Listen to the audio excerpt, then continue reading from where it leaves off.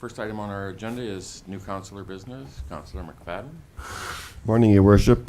You have before you a letter addressed to Mayor and Council, and it's a request for an airport economic impact assessment, and there are some parameters in the memo. I would ask that it be referred to staff to follow up with perhaps funding from NDIT, perhaps Western Diversification. And then I'm not sure whether they do that first or do an RFQ first, but I would move it be referred to staff for further action. Thank you. Seconded, Councillor McFadden. Discussion? Seconded? Seconded by, Councillor Malkinson. Close Did enough. I say McFadden? You Close did, enough. sorry. Malkinson. Any further discussion? All those in favor? Opposed? It's carried. Thank you. Item 3 is our minutes from our regular council meeting of December 2nd. I'll move that they be Moved by adopted. Councillor Wilbur, seconded by Councillor Kenny. Were there any errors or omissions in the minutes? I have a motion to accept the minutes as presented. All those in favor? Opposed? It's carried.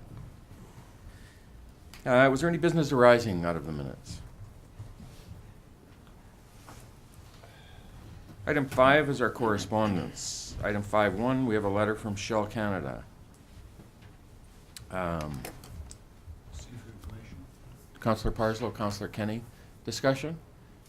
You know, one of the, Councillor Malkin, did you have a... You go right ahead. One of the items that, as I've seen the development of activities within our region and impacting directly into our community, I think this aspect of consultation and with the industry as it develops is one that we need to, I believe, have some conversation and discussion about as we see more and more development, more and more impact to our community from the industry, and as we start to see and feel the effects of that. One of the components I think is critical for us to see is that industry is supportive of our community, both in terms of supporting our local business community and doing business with our local business community, but also as we've started to see a little bit with our consultations and discussions with the developers, realtors, and investors in our community to understand how and that development and how that support of our community from industry is being impacted. And so I think it's one, to me, I'd really like us to consider in 2014 as we move forward to start to ensure that we have that consultation with industry, and if it's an opportunity for us that we need to take as an intervener in the projects and processes, then I think that's one that we should start to seriously look at in ensuring we have that component of understanding our community and the impacts of it. So it's just an opinion at this point, because I don't know how and what it's going to be in the future. So, Councillor Malkinson. I suppose I thank you for your words, and good morning. I haven't. It's a wonderful day, but so I suppose that you're suggesting that it'd be beneficial to have some dialogue on these projects that we're consulted on with in the future, right? That I don't want to summarize too much what you've said there, but that's what is that the correct sense that I'm getting right now? Yeah, I think absolutely we need to engage, I believe, with industry in ensuring that we are very focused and very deliberate about how that industry development is impacting our community and how they're doing business and supporting our local business community. And so, to me, as this stuff goes on in our community and our area, we need to understand how that's affecting us and ensuring that industry are supportive of our community. Gotcha. Councillor Malkinson? Perhaps the information could be provided, or some assistance could be provided to myself afterwards, but I, from the 3 maps that were provided, was not able to tell where exactly this proposed work was supposed to happen. This map is very, well, there's no Dawson Creek on it, I guess. That's all I'm looking for. So hopefully I'll be able to find that out later. We can absolutely we can get administration to follow that up, and absolutely, if you want, and if any of council want further information, we can write to the Oil and Gas Commission, ask them for further details with specifics on projects that are going on in our area, and have them provide us with that detail. So if you'd like that, we'll make sure to get that for you. It's wonderful. Thank Thank you. you. Any further discussion? Are you ready for the question? All in favor? Opposed? It's carried. Thank you. Item 5.2, we have a letter from Dale Campbell, President of the Southeast Mile Zero Park Society. Councillor Kenny? They're requesting funding to assist in renovating the washrooms, and I don't know how to proceed with this. I was going to suggest that we put it into our budget discussions, or if there's any money in this year's budget for those type of renovations. I guess I would ask administration. Shelley. Through your worship, well, that's a decision of council. If they want it forwarded to budget, we certainly can consider it. When we do that, I would request a financial statement from the organization so we can assess the need and that type of thing when it goes in. Yeah, and I guess that would be, I would assume we would refer to our budget deliberations, consultation, and through to the grants process for a funding source. Yeah, through your worship, the grants intake for 2014 is done, Yeah. and we had 2 applications, so that's kind of passed. Okay. They could apply for 2015 if they could defer it that long, but it's definitely up to you. All right. If And council. it's the will of council, then we'll refer to budget. Councillor Kenny, you moving that motion? Yes, I am. Thank you. Seconded? I'll second it. Councillor Wilbur, discussion? All those in favor? Opposed? It's carried. Thank you. So we're a little ahead, so I'm going to move past our delegations that are here for 9 a.m. and move to item 7. 7.1 is our report from our CFO in regards to our development cost charge implementation. Councillor Wilbur? Sorry, Schumann? I'd like to move report number 13-285 from the Chief Financial Officer regarding the development cost charge implementation plan be received. Further, that the plan be approved as presented with implementation beginning January 1st, 2014, in accordance with the development cost charge bylaw, Waterworks number 4149, 2012. Thank you. Do I have a seconder? Councillor McFadden. Discussion? Councillor Kenny? Well, I want to thank Shelley for all the work that she put into this. It's a tremendous amount of calculating, and there's no room for guessing. A very, very good report. All the attachments very good. Thank you for that. Thank you. Yeah. And for me, absolutely, I think the more information that we've gained in terms of some of our meetings that we've been holding over the last 2 or 3 months, or 2 or 3 weeks especially, has really helped to me to understand the importance and tying some of this information together. So I echo that, and I appreciate the information, Shelley. Any further discussion? All those in favor? Opposed? It's carried. Thank you. Item 7.2, we have a report from Director of Corporate Administration regarding our user fees.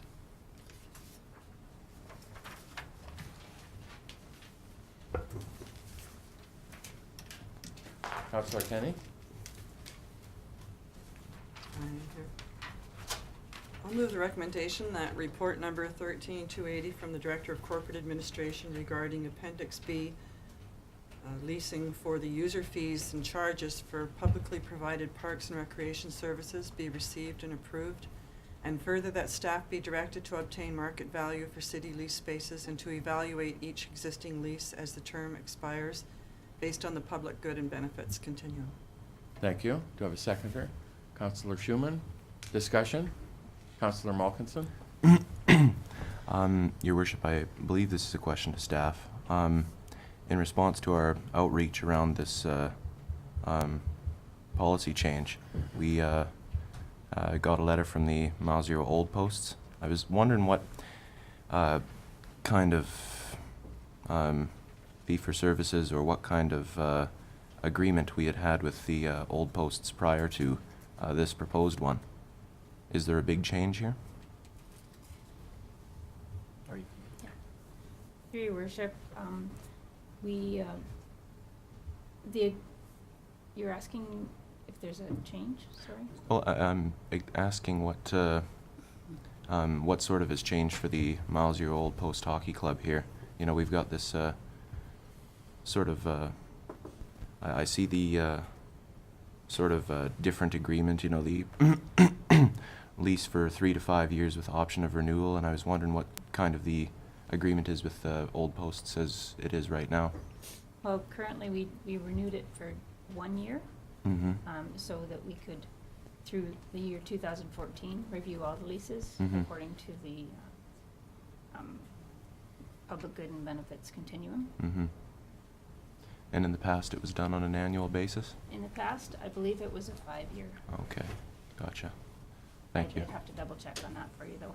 That's good. Thank you. Thank you. Any further questions, comments? All those in favor? Opposed? It's carried. Thank you. Item 7.3, we have a report from Director of Corporate Administration. Councillor McFadden?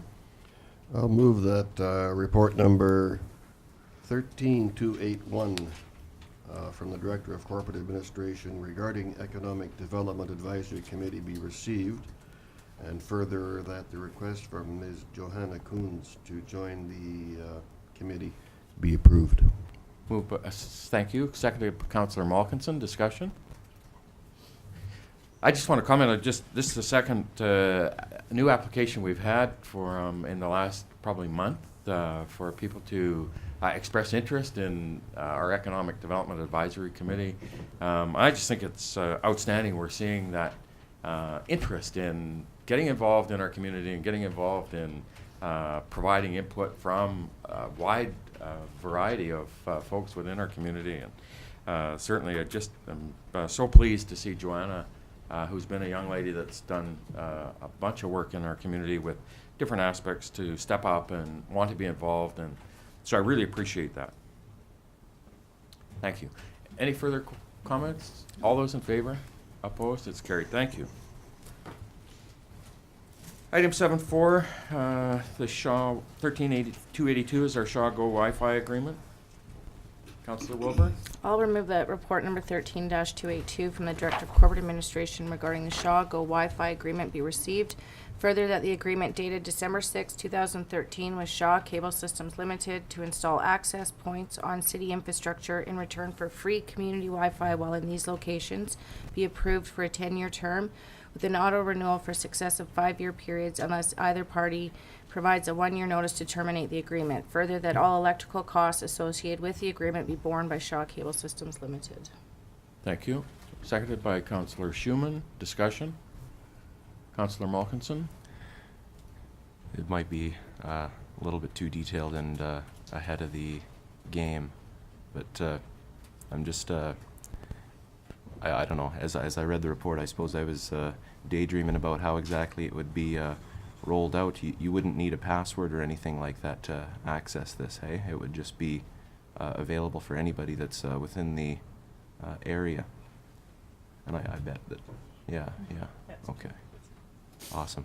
Yeah, when it came forward, I think at our last meeting with the proposal from Shaw, and to me, we had, in considering it, I had always thought maybe it might be an opportunity as a revenue stream for us to sell access to the infrastructure. But if you do that, you're simply going to pass on the cost to the consumers in our community and our tourists and visitors. Mm-hmm. So I like the idea of promoting and providing the technology to the community, and if you lock it down with password and you're going to have costs. So Yes. so I think it's just one more aspect for us of providing that information highway to our community. I could speak numbers to it as well, Your Worship. It's really, really exciting to see, and well, just having things accessible at anywhere you are in town. It's very, very good. Thank you. Any further discussion? All those in favor? Opposed? Carried. Sorry, I thought it was off, I turned it on instead of off. I thought we were kicking off a Christmas Carol early.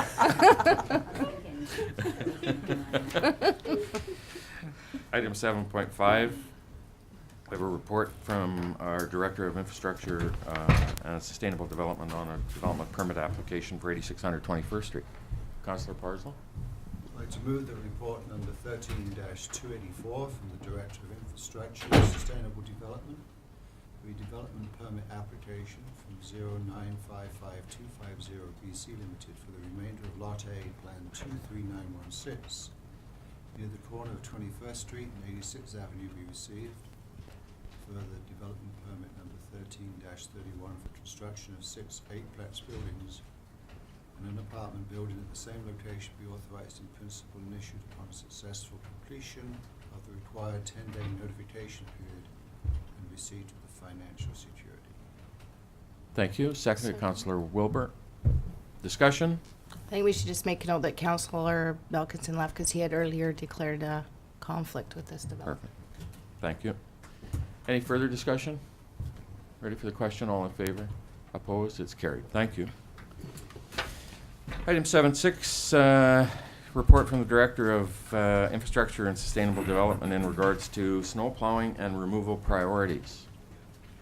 Councillor Kenny? Move. I'll move the recommendation that report number 13287 from the Deputy Director of Infrastructure and Sustainable Development regarding snow plowing and removal priorities be received. Further, that Council reaffirm the current snow plowing and removal priority map. And further, that Council direct staff to move forward with a public consultation process in the spring in conjunction with the evaluation of the current snow plowing and removal policy. Thank you. Seconded, Councillor Schumann. Discussion? Councillor Malkinson? I appreciated the detail of the report that staff was able to put together here. It's important to know how exactly they're meeting the priorities in the policy and all that, and I do thank them for it. I am uncertain about the ask for consultation. I suppose as it is, if this is if this proposal is agreed to, it would likely need to be a strategic priority. Is that am I correct in that assumption? Through your worship, the reason for the recommendation is that currently staff is challenged to meet the policy. So in that if there was a feeling that we were not meeting policy and we needed to change policy, and being the very public nature of this process and this function, it was felt that a consultation process would be good to get the sense of where the community is on what level of service they want to see, and maybe go through that entire process before jump to an end game right now. Councillor Parslow? I have problems with this recommendation from the point of view of timing. I think it's good to consult with the public when you're considering adjustments to policies that impact them. But I'm wondering, given that discussions around with the public from the point of view of the fiscal gap, how does those discussions, which are scheduled to start in the spring, tie in with this? So it seems to me we need to do the fiscal gap first to give some context for discussions around all forms of service levels. So and the other comment is, having spent a fair amount of time in neighbouring communities, Grand Prairie and Fort St. John, I think we're providing a service that is certainly more effective than what they're providing in their communities. But that's just an aside comment. So I just wondered to staff, how does this, what was the thinking about this, as it relates to the fiscal gap community engagement schedule for this spring. Kevin? Through your worship, the timing certainly could be altered. I mean, I think the reason that we suggested spring is that we felt that now would maybe, although we might get a lot of input, it'd be a great time that way, but just staff resources may be a little stretched to try and pull that off during a budget process and everything else. So certainly could move the timing off later in the year if council wishes to have the fiscal gap conversation earlier. And agreed, it all ties together. There is no doubt about that. Thank you. Councillor McFadden? I don't see a need for this at all, Your Worship. We have a policy that's in place and it works very well. This has been an unusual snow event over the last month or so. And if the folks would move their cars off the streets, they could probably do it in half the time. There's vehicles sitting up there been there for 2 or 3 weeks with 2 feet of snow on them. So I don't see we need to change anything. Just leave it as it is and start towing cars. Thank you. Councillor Schumann? Yeah, I appreciate the fact that we're going to go out and talk to the residents, and with the added kilometers of infrastructure in our community, we may very well need to do something. And so I'm certainly interested. Now my computer's shutting down. Anyways, I'm in favor of this. I don't think we're committing to do anything right at this moment, and I'll be voting in favor of taking a look at it and talking to the community about it. Thank you. Councillor Malkinson? Yes, my computer's Sorry. If my, I do appreciate some of the words that Charlie has spoken. If my understanding of the fiscal gap work that's been proposed is correct, then this conversation about every service that the city provides ought to ensue. You know, the provision of snow removal in the community would be taken in that context and included in that discussion. But again, my understanding of it could be skewed. So, Thank you. Councillor Kenny?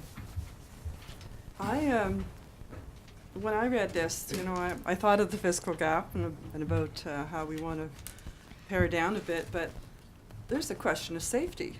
I was thinking with snow removal, not everybody has a four-wheel drive truck and has the ability to move around. We have a lot of people in this community, a lot of our seniors that drive cars. mm-hmm. And not everybody can afford the four-wheel drive. And when I looked at this, I looked at it as a safety thing. We do have more roads. It takes longer time.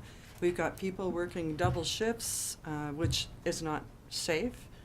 And for the safety factor alone, not just the the pleasantness of going down the road in my four-wheel drive, but I'm thinking of the safety.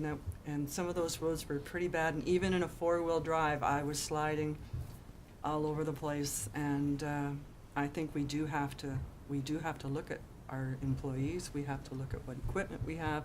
We have to look at the rationale that they gave us in contracting out and having our own people do it. Like, I thought that there was very good rationale there, and I'm sure it wasn't put there randomly. So I definitely support that we do have to look at this. Thank you. Any further discussion? Councillor Wilbur? I'm just going to reaffirm that actually, Councillor Kenny, that's exactly what I thought when I first read it was safety issue. But, we've heard from some of our community, and so I think consulting them, and, this policy hasn't been looked at for a while, and I think it's time that we do review it and see if changes can be made. But I do appreciate the detail that was put in the report, because people that do look at the minutes and look at the reports are going to see the cost that it has taken and what it does take to do our snow clearing and removal. So I do appreciate that information being there, and it's there for anyone to look at. So I just want to add that. Thank you. Any further discussion? So I'm going to add my own comments to this, because I did have some conversation with Kevin and Sean about the snow removal and the various components to me that add to our community and providing the service. And we've had a little bit of discussion about trying to put some analytics, a little bit of metrics together in terms of analyzing the costs of each event for us. So we start to get a bit of a history of understanding what the cost is, what timing, all of the impacts around providing that service to our community as it relates to the policy.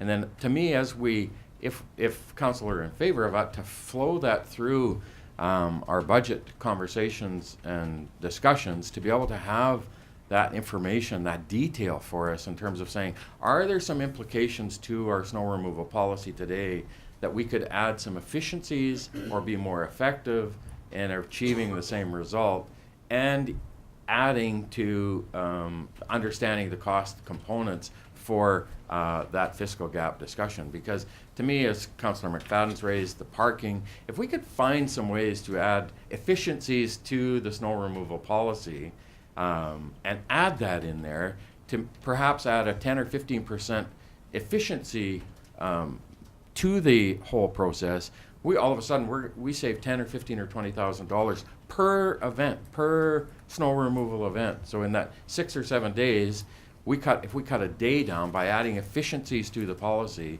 not only do we increase the service to the community, but reduce the costs. And so to me, I think that consultation with the community of saying, if parking is an issue or if whatever the issue is, let's understand that and then add that into our conversations to say, if we want to try and be more efficient and effective in it, that's a way to do it. And or if we don't, here's the cost implications to our community in providing that service. And so for me, I like the idea of engaging the community into that conversation. And I understand the difficulties with having that conversation. But to me, I just think the more we can add into our budget deliberations, addressing hopefully the future of our fiscal gap, will be a benefit to us and our community. So I'm in favor.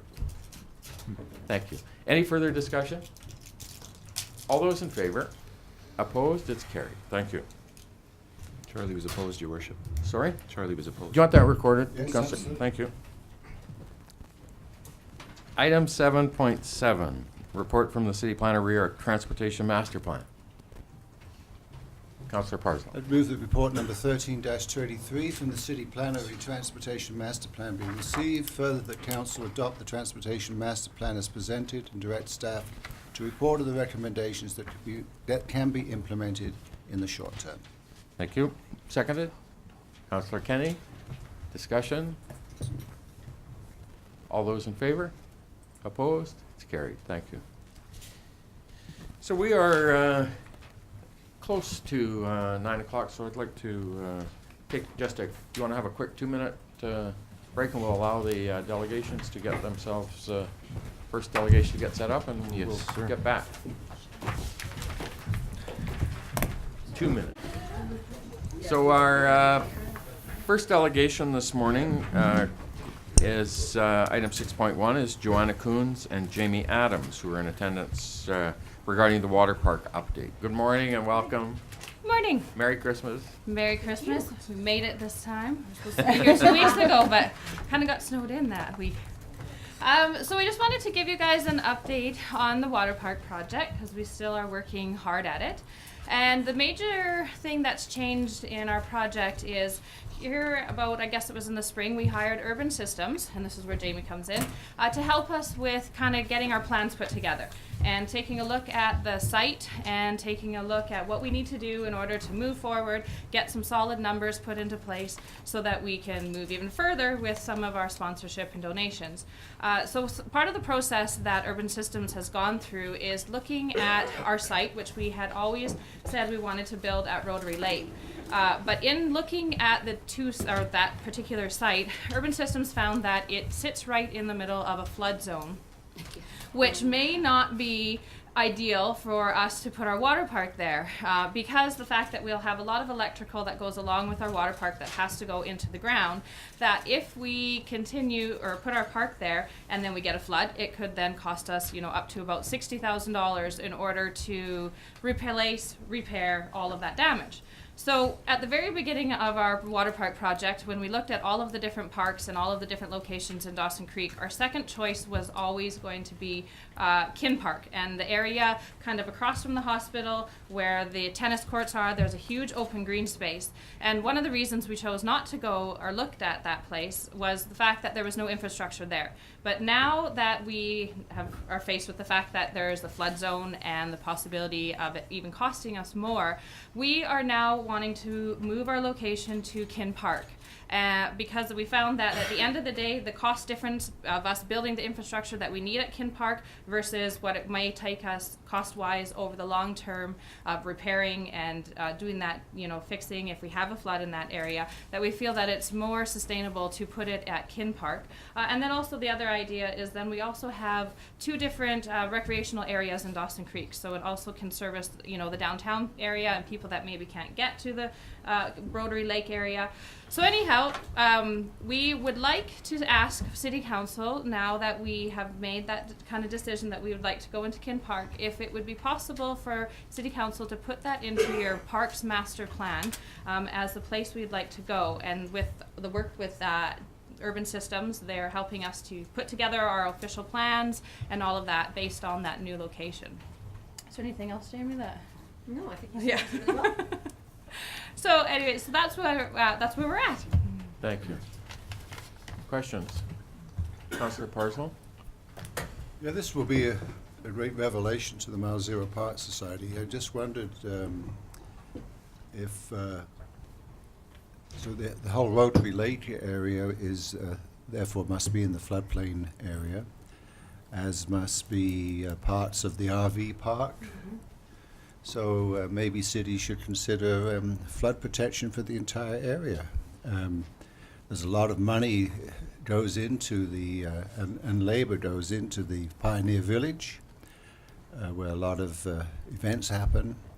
So maybe that's something that we should be flagged and discussed around mitigating flood to that entire area. Thank you. Councillor Malkinson? Good morning. Thank you very much for coming, and I appreciate the update. I believe that I was at the I was at a council meeting previous when it was presented to the an update was presented to the old council on the benefits of having the location at Rotary Lake, including some of the cost saving that would be able to be done. Like the able to use the water facilities that are there for the splash park. But I suppose my actual my real question is, in a location next to the hospital, you'd have a lot of increased cost, wouldn't you? You'd need water servicing to that lot. You'd need, you'd be starting up a whole splash park rather than being able to use the benefits of, the population already knowing where Rotary Lake is, the financial impacts as well, like the facilities that are already in place, and other considerations as well. Do you think this would be much more expensive? Well, the interesting thing when we went through the process of looking to using the infrastructure that is in place at Rotary Lake was we found that Rotary Lake is actually one of the few facilities in the province that have been grandfathered in by the health, the Northern Health up here. So what happens is the new spray park that would go in Dawson Creek would fall under the pool regulations. The current Rotary Lake does not. The minute that we try to tie the two systems together, the existing Rotary Lake would have to be entirely upgraded to meet the pool regulations. And unfortunately, we can't use the building facility, because there's not enough room. And as far as we only have a 50 millimeter service out there to put the water in, that actually, we have better servicing at Kin Park right now. It's not a huge issue because the system that these guys have chosen to go with is actually what's called a water treatment system. And what it does is it's a more sustainable approach to this, because it's not what they call a flow-through system, which would go straight to sanitary system and waste. It allows the water to be reutilized. However, by doing that, the actual capital cost is increased, and that's why when you put it out there and look at the cost implications by it flooding, that's why it's quite a large cost to do any of the repairs, because it's a more considerable capital cost. If they went with a flow-through system, it probably would make a little bit more sense to stick with Rotary Lake. The problem is it doesn't line up with the city's water situation and their sustainable approach to this type of project. So sorry, and then the other thing that we would have been able to utilize at Rotary Lake would have been the existing change rooms. We would have to put something in out at Kin Park, because we don't have that now. which is where the costs actually break a little bit more even. But, you know, there's some other ideas these guys have as far as raising funds to get some of that stuff maybe done in kind or. Once it, you know, I thank you for that. I appreciate that. Once it becomes a pool under the Pool Act, like you say, or, you know, governed under the regulations by a Pool Act, there's a need for supervision as well, right? Having it at this location in Kim Park would require supervision? Well, I'm not sure about that, but I do know that it's there's a lot of drainage requirements to keep it so that drowning and stuff is not an issue for young kids. Yes. And so that's, I think, part of the way they can stay away from having supervision. The one in Fort St. John that we've been involved in, they don't have supervision there, but I do know that the drainage was a big concern for them, to making sure that there's no standing water of a certain depth at any point in the park. So that's something we're aware of. So. Gotcha. Thank you. So there's a number of components here to me that I think we need to, certainly you guys are going through some expense and developing your plans and having that completed, and the engagement with our community, especially with our administration, to understand the impacts, first of all, of infrastructure and development in the park. And then to me, the public component around, Councillor Malkinson talked about the hospital, but there's parking, there's the issue of consultation with our seniors, because there's a senior development there, and then with having the park close to the hospital, in terms of, does that create an issue for Northern Health in terms of, so I think we need to really refer this back into our administration for a report on understanding the implications, first of all, for us and our infrastructure and supporting it, and parking and all the things that go along with that, but also the component around ensuring that we meet with the community for the development in that area to make sure it meets the needs. So I'm going to ask Kevin to. Yep. Through your worship, I think that would be appropriate to refer to staff for a report back. Yeah. Yeah, after we're out of Thank you. delegations. We'll bring it back to the mayor's business. Yeah, I was to say, you should do that in Perfect. mayor business, and also the flood Yeah, protection absolutely. issue. Yeah. Thank you. Sorry, just some comment on the flooding protection. There is significant number of grants out there that you can access for flood protection work too. So I don't know if that's something Oh, the city's okay. interested in. Thank you for that. So, question, is the regional district office in the floodplain? I don't know. It kind of sits a little higher. I think it does sit a little bit higher, but it's close, I would think. Just Yeah, think about our last flood. through your worship, the regional PRD offices you're asking? Yeah. No, they're considerably higher, but that whole area that is Rotary Lake and good parts of the golf course are, and into Pioneer Village, that is considered the floodplain, yes. It would be approximately 15 to 18 feet above the apron on the Rotary Lake right now. There's an asphalt apron on the edge. That's how much higher it is, the floodplain. 18 feet. 15 to 18, depending on kind of where you are. Yeah. Yeah. You just have to think back to the last flood and look at the lake that was down there. I mean, the whole place was a lake, so It's significant. pretty obvious. So we will bring that back through mayor's business. We'll bring it back. I don't We're know going to how bring we it back ever through mitigate that. administration to do some work on it, because they're absolutely, I don't want to see a whole bunch of effort and time go into planning if we can't make it work either. So we need that communication. Yeah, and like I said, this has been kind of a new development for us, so, you know, we wanted Yeah. to bring it forward as this is what we found, and just for us, it makes sense that we put it someplace that's not going to get destroyed. Thank you, guys. Ladies, thank you so much. We right. appreciate you coming in this morning and Thank giving you. us an update on it, and Merry Christmas. Thanks. Same Thank you. Next item, 6.2, we have Mr. Bud Powell, Chair of the Alaska Highway Community Society, and April Moy, Northern British Columbia Tourism Association, in regards to providing us an update. And this came to council, we had the conversation, gosh, it's got to be a couple months ago now.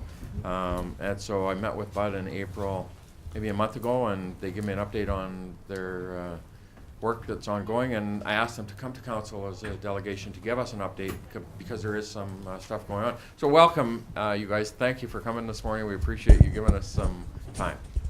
Thank you, Mayor and Council. First of all, thank you for reappointing me to the Alaska Highway Board. And I'm glad to report, as such, we had our AGM, and I am once again the chair of that board, so keep me busy. I know we only have 10 minutes, so I'm not going to talk. I'm turning right over to April to show you what we were up to. Oh, sorry. Good morning, Mayor and Council. We're going to first provide you with an overview of the Alaska Highway Heritage Project.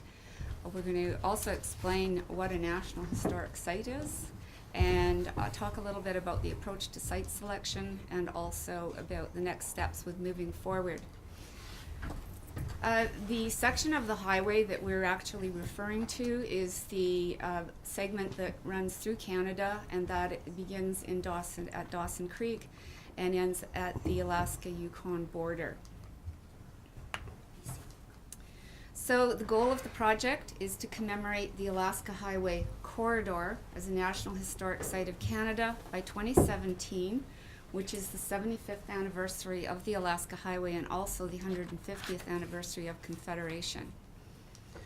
The Alaska Highway Community Society is the lead agency, and that organization consists of representation from communities within northeastern BC, plus other organizations with whom the Alaska Highway Community Society holds an MOU.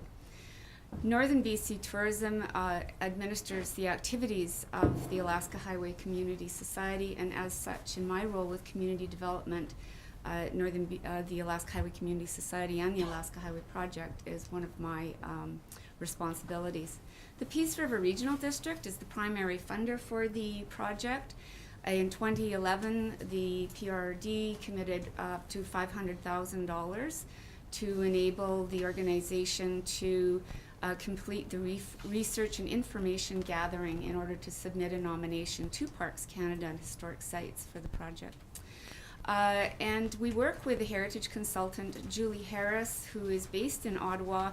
Julie has done a significant amount of work in the Northwest Territories and has an incredible passion for the history of the highway, so is very much an asset to the project.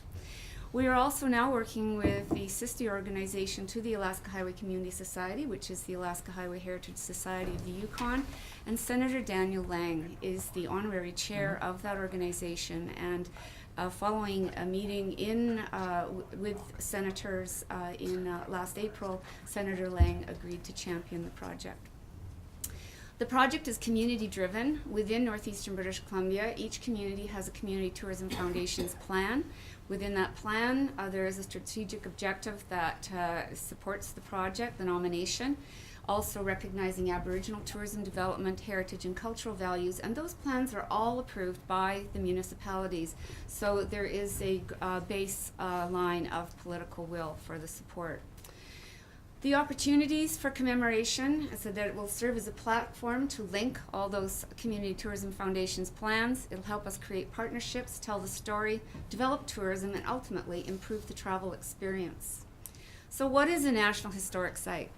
Must be of profound importance to Canada, illustrate human creativity and cultural traditions, tell a unique story, be part of a greater story of Canada, identify a sense of time, identity, and place, and also help understand Canada as a whole. So as you look at that, do you think there's a fit? And as we move forward, also, we know that a National Historic Site, there's national recognition of resources and themes. It's honorific only. Property ownership remains the same. It does not affect the transportation route. No legal obligations to protect historic resources.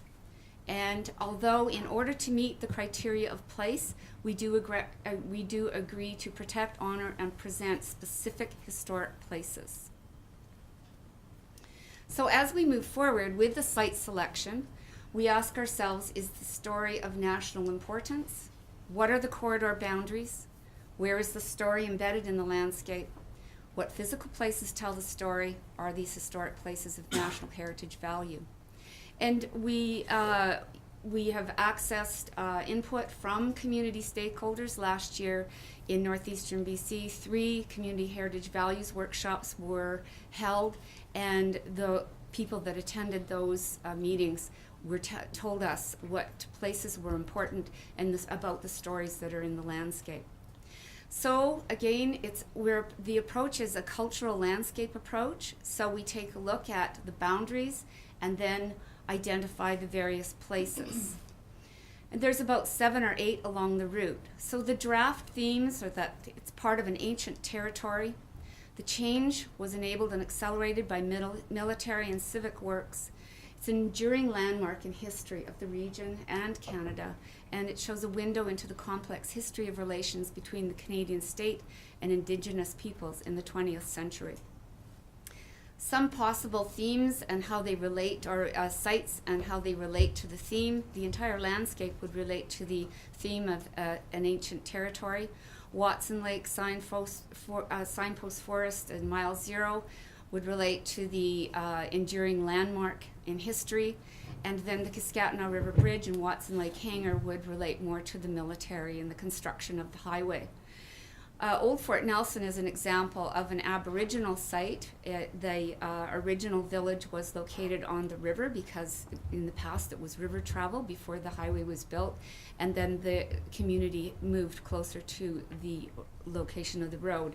But we're not making any assumptions. We will, the Aboriginal community will help us make those decisions.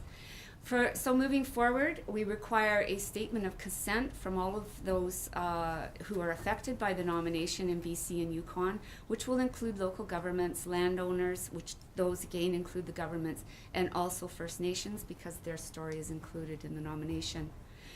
We have received letters of endorsement from Treaty 8 Tribal Association chiefs, Fort Nelson First Nation and Blueberry River First Nation. And those communities, organizations will be signing an MOU with the Alaska Highway Community Society.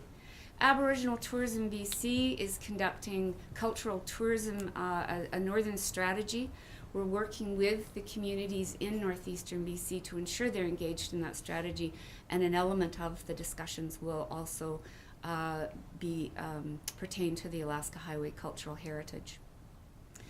Yukon, the Yukon Alaska Heritage Society is up and running. They will be signing an MOU with the Alaska Highway Community Society. They are undertaking community heritage values workshops, looking for funding, and we are also, local experts are assisting us. It's Chair Brian McDonald, and also a retired historian for Parks Canada who's a wealth of knowledge, David Neufeld. So additionally, the first workshop was held in Teslin. We are completing a joint communication strategy with BC and Yukon in December. At BC workshops will be held in January. In February, we'll submit a draft nomination package to Parks Canada for review and comment, and this will enable us to determine if we can really move forward or, of course, where the gaps are.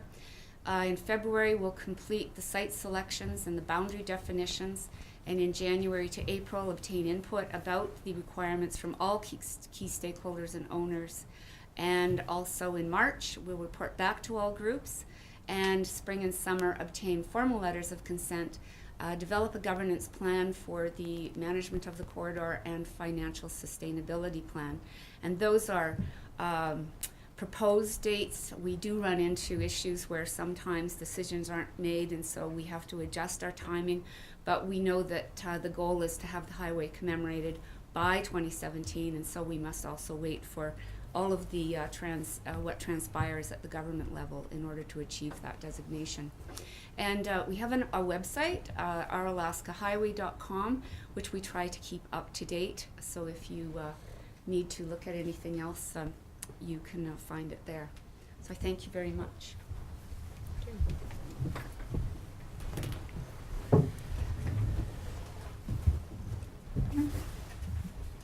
Any questions for April or myself?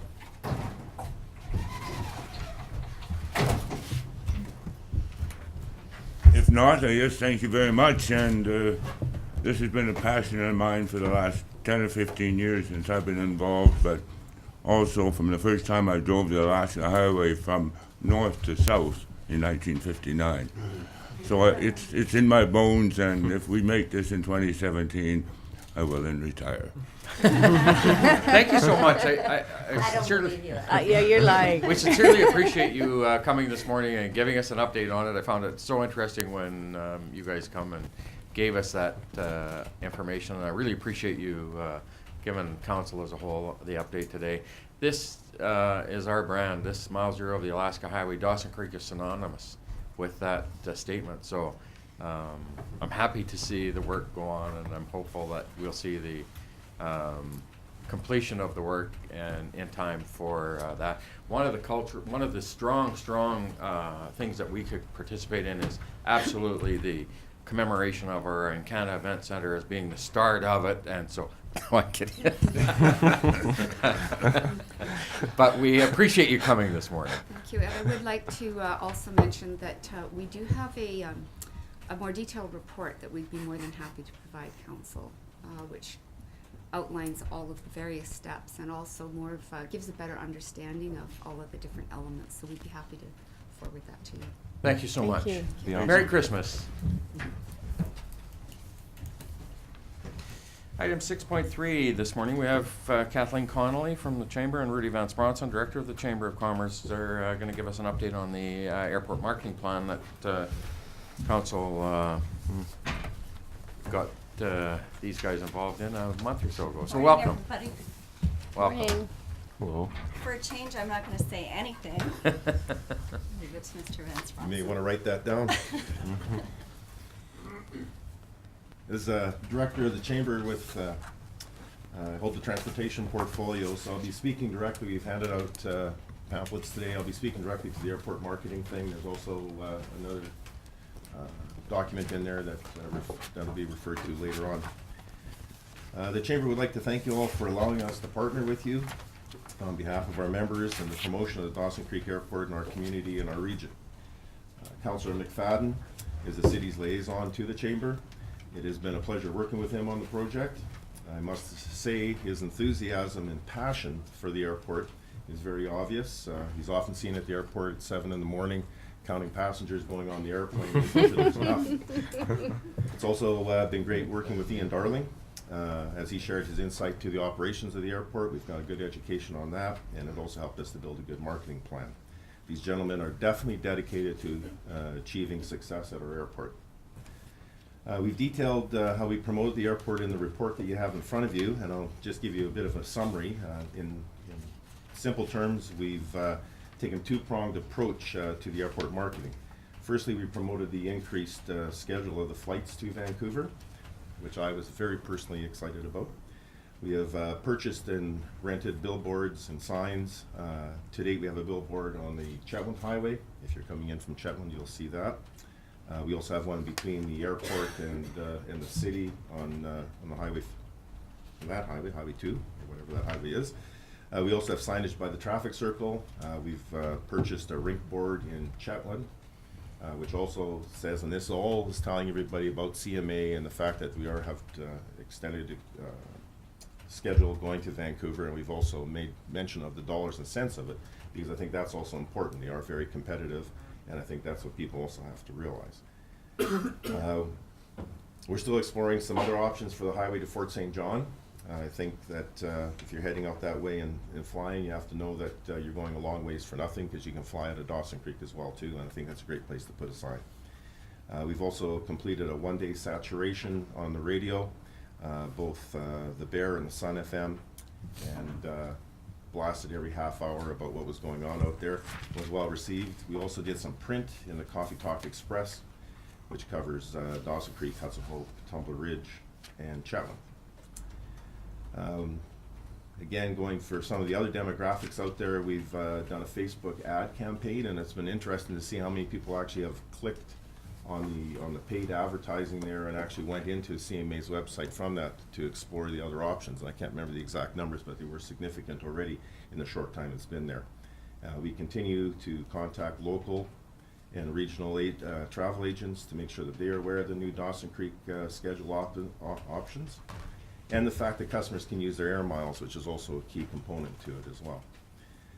The second approach that we are taking into promoting the viability of the airport, this is kind of our strategy for the first quarter of 2014. The airport has seen an increase in overall traffic, and I believe, and Councillor McFadden can confirm this for me, that I think the numbers that we've had already 12,000 aircraft movements in the first 10 months of 2013, compared to about 8,300 in all of 2012. So there's been a significant amount of more airplanes using the airport and the facilities there. And this is a significant increase. We want to target it and find ways of supporting our business community with this increase in traffic. Dollars spent in Dawson Creek stay in Dawson Creek. So what we've done to try to accomplish some of these things is drafting a policy template for businesses in our area, very similar to what the city has done to make Dawson Creek their airport of choice. I believe Northern Lights College is also in the process of drafting such a policy, and there are lots of other businesses that could benefit by using the airport, and we'll encourage them to do so too. Not only do we want to find more ways to make the money stick, but also ways to support the business community for services such as access to resources, both human and tangible, that only a viable airport can make possible. We will continue to lobby the airlines for more flights, including an Eastern connector to Edmonton and Calgary. Our local stakeholders are passionate about growing the community by utilizing the city's existing infrastructure, which is already developed and functional. We as a city and the Chamber continue to support and promote the continued utilization of our airport. Our members believe in the council and mayor's vision for the airport, that with growth, it can be economically viable and self-sufficient.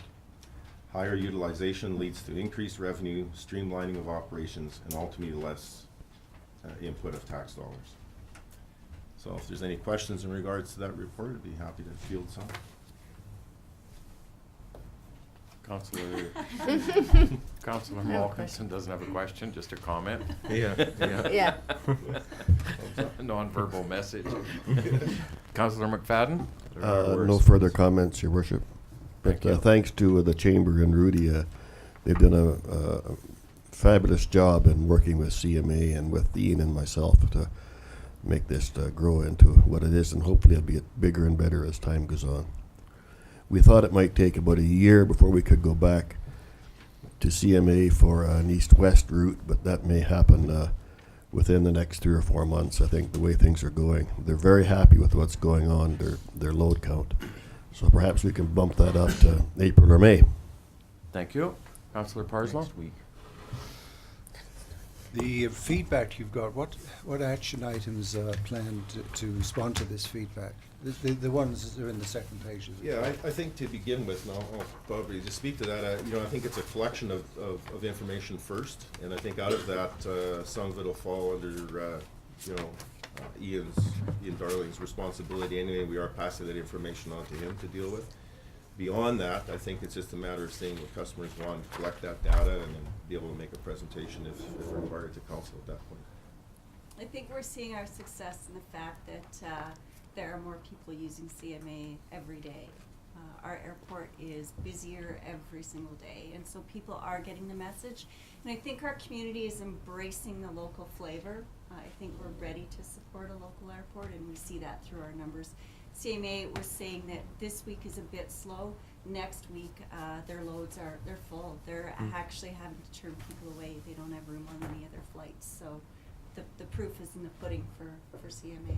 For us, our airport finds success through terminal fees and landing fees and fuel. These guys filling up before they leave our airport, and that all comes back to us. We have employees, increased employee numbers out there because they have more planes to take care of. It's the overall economic impact of the airport, which we can see growing every day. Any further comments?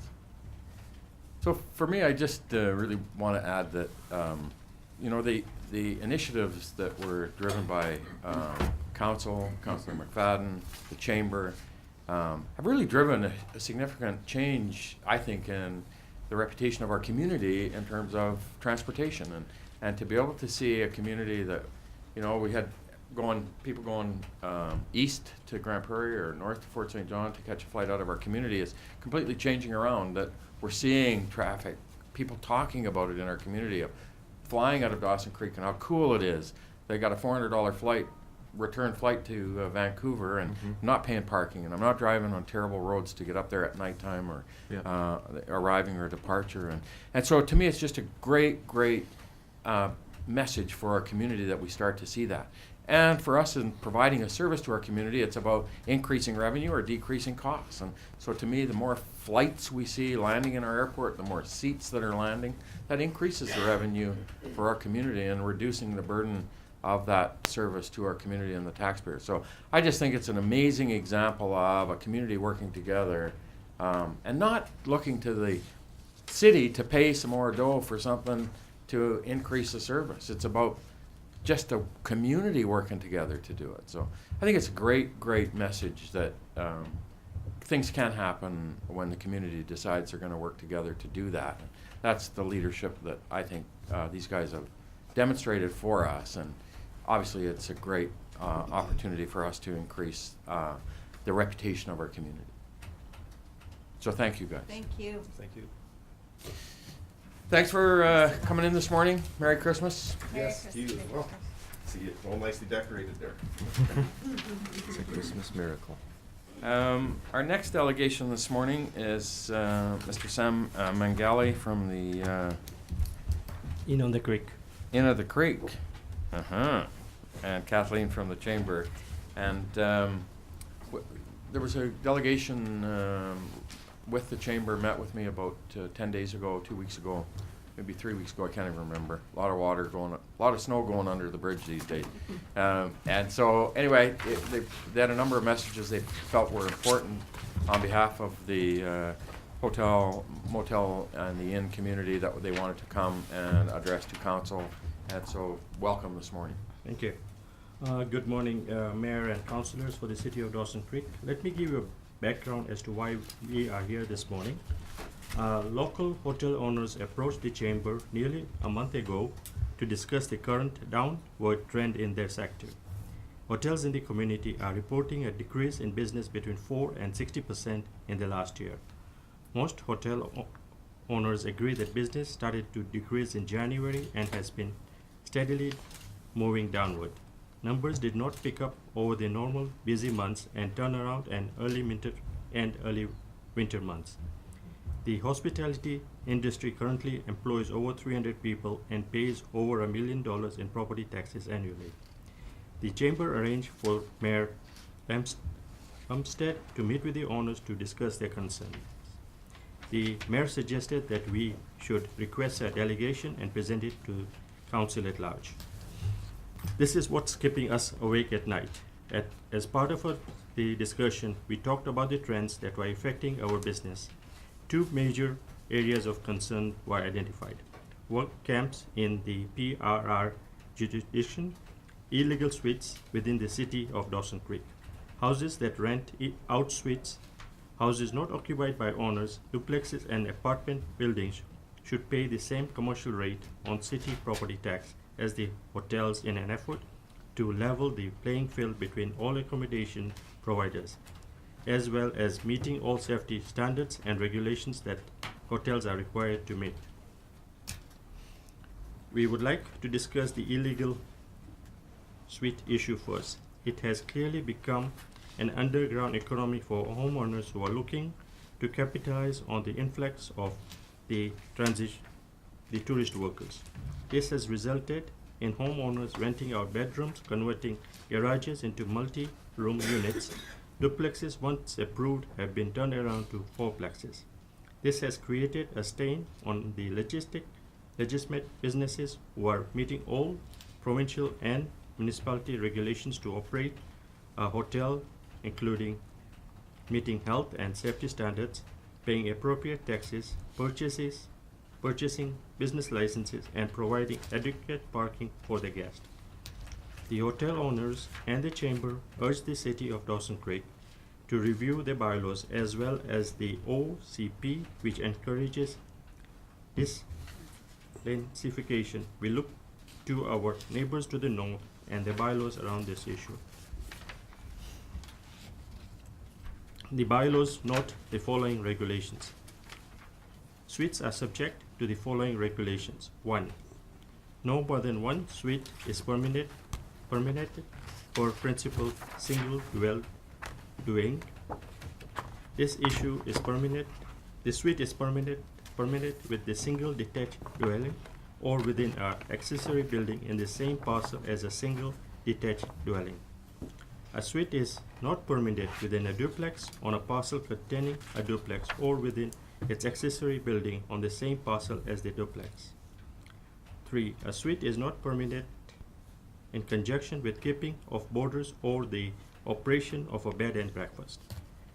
The maximum floor area of a suite must not exceed the lesser of 90 square meters or 40% of the gross floor area of the principal building. 5. The suite must meet BC building code requirements for the secondary suites. 6. The owner of the suite is required to hold a valid business license within the city. 7. One parking spot must be provided on the parcel for the suite. A secondary dwelling unit should be located in the buildings or in a parcel which forms a single real estate entity. No straw titling is permitted. The principal single detached dwelling on the parcel containing the suite must be occupied by the owner of the principal single detached dwelling.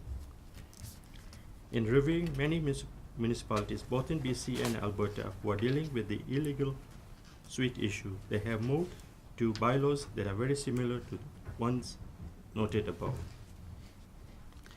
The second issue the owners feel is proving to be a challenge not only for the business but most retail sectors in the town is the issue of the camper workers. There are two primary studies we focused on.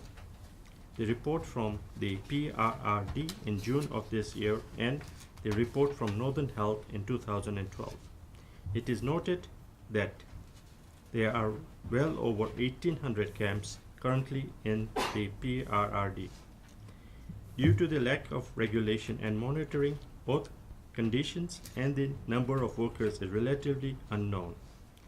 Both reports note significant issues with worker camps around health and safety for the workers, impact to the local infrastructure, and the fact that most camps do not use local business for supplies. Again, we feel that the playing field is not leveled as hoteliers who must have business licenses, pay corporate taxes, and have permanent brick and mortar structures. We encourage the mayor and council to engage the PRRD to implement the following recommendations for their paper.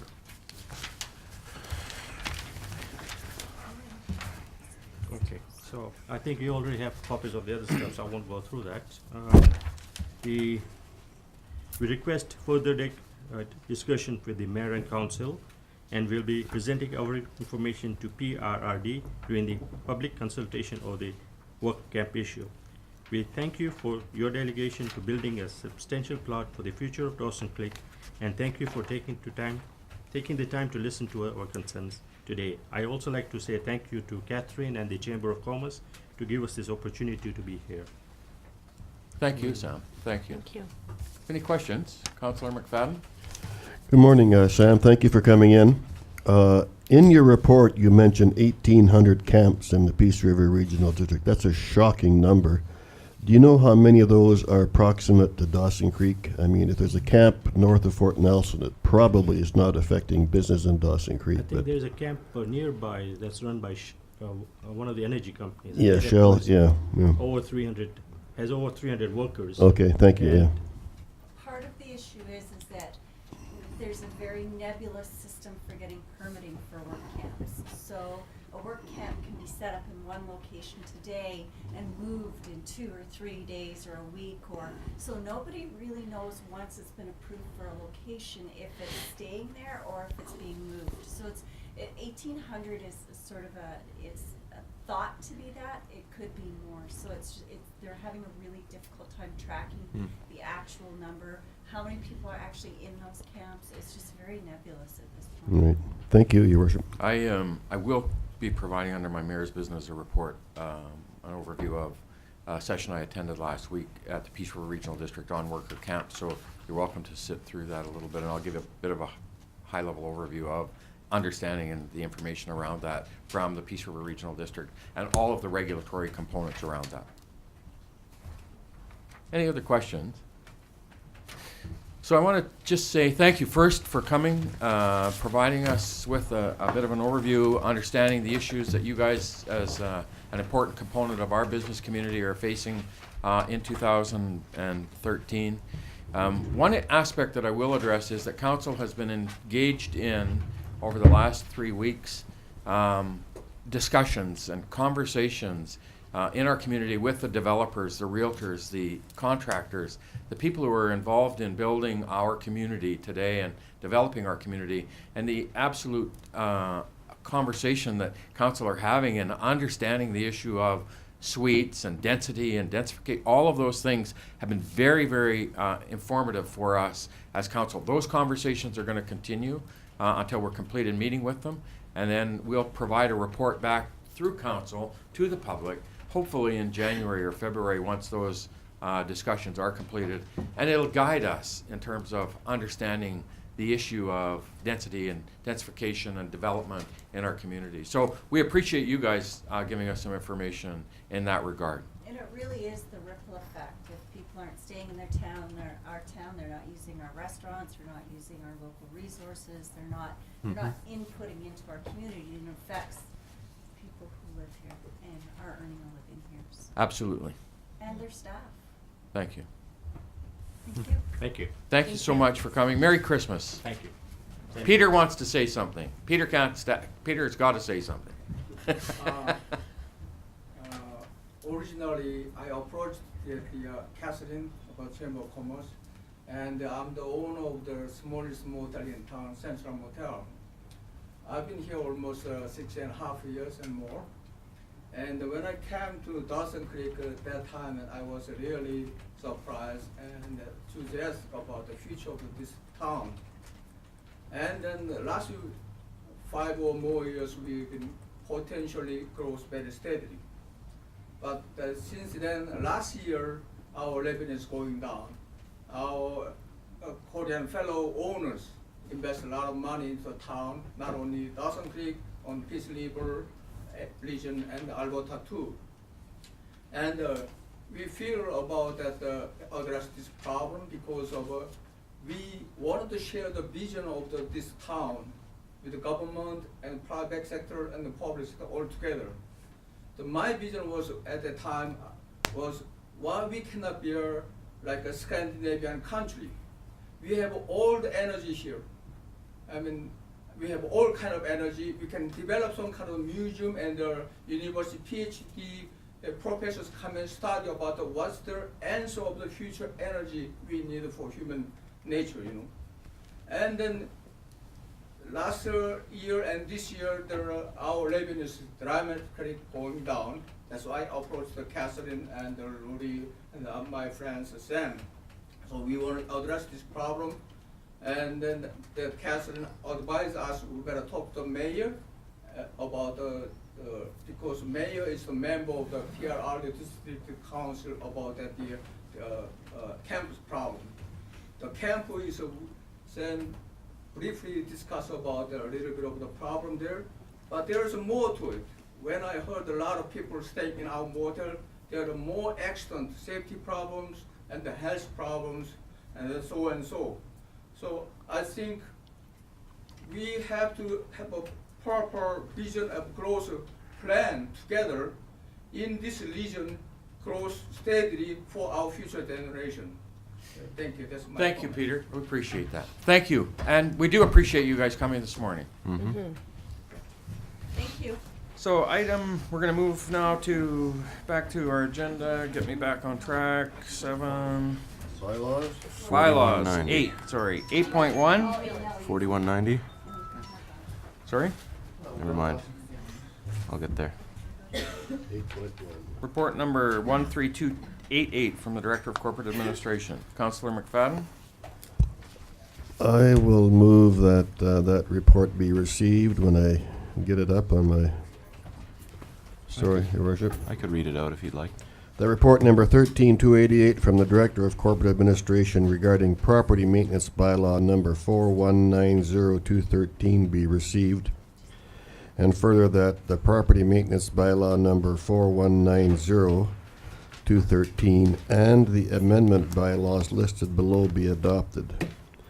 Traffic Amendment Bylaw Number 4191. Annual Business License and Regulation Amendment Bylaw Number 4192. Noise Control Amendment Bylaw Number 4193. Building Regulation Amendment Bylaw Number 4194, and Regulation of Smoking Amendment Bylaw Number 4195. Thank Be you, adopted. Councillor McFadden, seconded by Councillor Malkinson. Discussion? Councillor Malkinson? I just had a quick question, Your Worship. Was the difference in the snow clearing regulation that we passed at the previous meeting that's referenced in this report just about the fine for not clearing it, or was there some sort of difference there with where exactly snow is supposed to be disposed? For Your Worship, the regulation was dismissed from the old bylaw to the new bylaw. Mm-hmm. So that was brought to bylaw enforcement officer's attention. Okay. And that's why we needed the amendment. So it's just an update, not a significant difference. Yeah. Gotcha. Thank you. Any further discussion? Ready for the question? All in favor? Opposed? It's carried. Thank you. 8.2 is our revenue anticipation borrowing bylaw for consideration. Councillor Malkinson. Seconded by Councillor Wilbur. Discussion? All in favor? Opposed? It's carried. Thank you. Item 9 is the mayor's business, and I'm going to try a different approach with our agendas. I'm going to try to do a bit of an overview of the mayor's items, just to give council a little bit of a forewarn on some of the things that I've been up to, and so this is my first go at that, and I'll do my best to do that in the future. Sometimes there are things that come up at the last minute, but I just think it's a good practice for you guys to be informed a little bit ahead of time, so that's why I've tried to identify them in the agenda. So I want to talk first in the Peace River Regional District meetings that have been ongoing over the last 2 weeks. First of all, the very controversial building bylaw in 1996 that was in place, rescinded, brought back in. It has been significant in terms of the impacts to our community and the residents in the regional district. At the last meeting, they did bring back 1996 with the resolution that the building permit bylaw will be in place for anybody who had a permit prior to November 14th, which would allow them to complete the inspection process for those people who were in the construction process building a home, and then in order to complete it, get their home occupancy permit as well as complete financing, because it was indicated that there could be some problems for people who were in the construction process building a new home and not being able to complete that. It was significant in terms of the emotion and frustration for people involved in it, and there is a resolution to bring it back into a referendum, I think in 2014. I attended a meeting last week. It was a session on Tuesday or Wednesday at the regional district on worker camps, and it comes from the moratorium that was placed by the regional district, as I understand it previously, for worker camps. And so this session on Wednesday was really about identifying all of the various components around permitting and then the inspection of the worker camps and how that process is supposed to work and impacts the region and the area. The permitting process, first of all, goes to either the regional district if it's on private land, according to zoning and use. It goes to Service BC if it's on public land under a certain number of man camps. So if it's 30 man or below, it's Service BC. If it's above that and on Crown land, it goes to the Oil and Gas Commission, who issue the permit.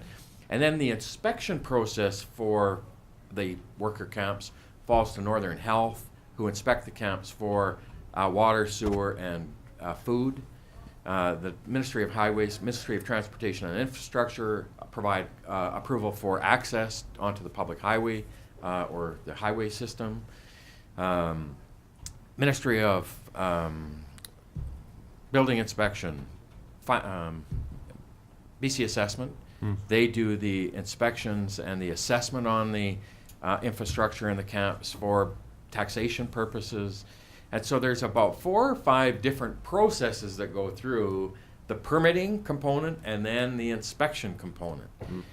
And honestly, as I sat there and listened to the various people who were involved in that process and watched them explain the frustration that they have within the process, it was amazing to me that the governance policy, the policy that the province has for the worker camp issue is so fractured and fragmented, because there isn't no single entity responsible, first of all, for permitting, which allows us then to understand where they are, where they're going to be located, how long, how many people, and then allowing the inspection process to flow from that through what I think should be a straw model to Ministry of Health and Ministry of Highway.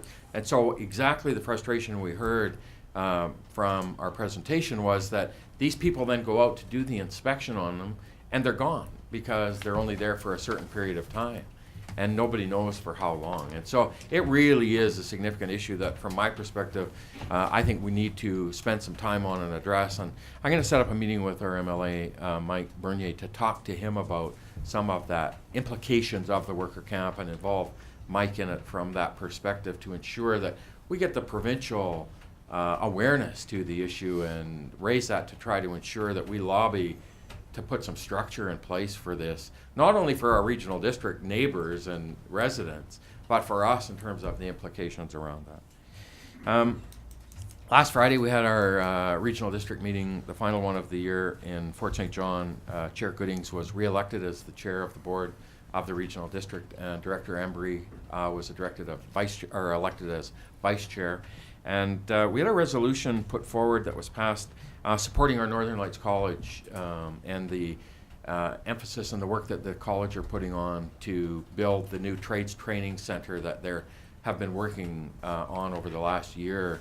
It's about a $25 or $30 million project. They're trying to rebuild those facilities at our local campus for the welding, the millwright, the carpentry, all of those things are being conducted in buildings and classrooms that are 50 and 60 years old that go back probably to the war. And so the college have got that going forward. I know that Bernier's been working with Minister of Advanced Education, Amrit Virk, to try to lobby that. I know that they're also working with industry to try to gain some support from industry to raise some capital to help build the facility. And so we had a resolution passed that the Peace River Regional District are going to support that Northern Lights College in their efforts to get that trades training center built and redone. We also had a meeting on Tuesday or Wednesday or Thursday at the regional district with the South Peace Economic Development Commission. And it was an update for me in terms of the first meeting I attended, understanding that whole process of the Economic Development Commission. And I thank Sue for putting that meeting together and allowing us to get some further information and understanding of how the Economic Development Commission works and our involvement in it at the community. We've had the ongoing meetings over the last 2 or 3 weeks with the developer, the investor, the realtor meetings, and I really want to express my appreciation to council. These have been time-consuming endeavors to meet individually with every investor, realtor, developer in our community to talk about that process and how it's impacting our community. And so we've had, I think, meeting number 6 or 5 or 6 or 7, I can't remember how many we've had, but they have been so informative to me in terms of engaging our community folks in that conversation and discussion, understand what's going on in our community, how is that impacting us, what's working, what isn't working. It just have been so informative to me, and I appreciate council giving up the time because it has been time consuming, but I think it's so valuable for us to have that understanding of what's going on in our community and what we can anticipate. And Kevin as well, who's sat through every one of them, and so I just really appreciated that. I've had a couple of meetings finally with Bob Zimmer, our MP, over the last few months. Had another conversation with him on Friday, and I just want to express publicly how much I've appreciated Bob's support of our community as the new MP for our area over the last number of years. He's just been amazing to me in terms of how supportive he's been to us. and working with us in terms of some initiatives that I think are going to be helpful for us in 2014. And I got a trip planned. I spoke to him on Friday. I'm going to go to Ottawa on Friday, or I spoke to him on Friday. We're going to go to Ottawa in late January, early February to talk about some of that ongoing things within the community. Finally, I just want to raise, I attended the memorial service yesterday for Mayor Finn from Puskupi.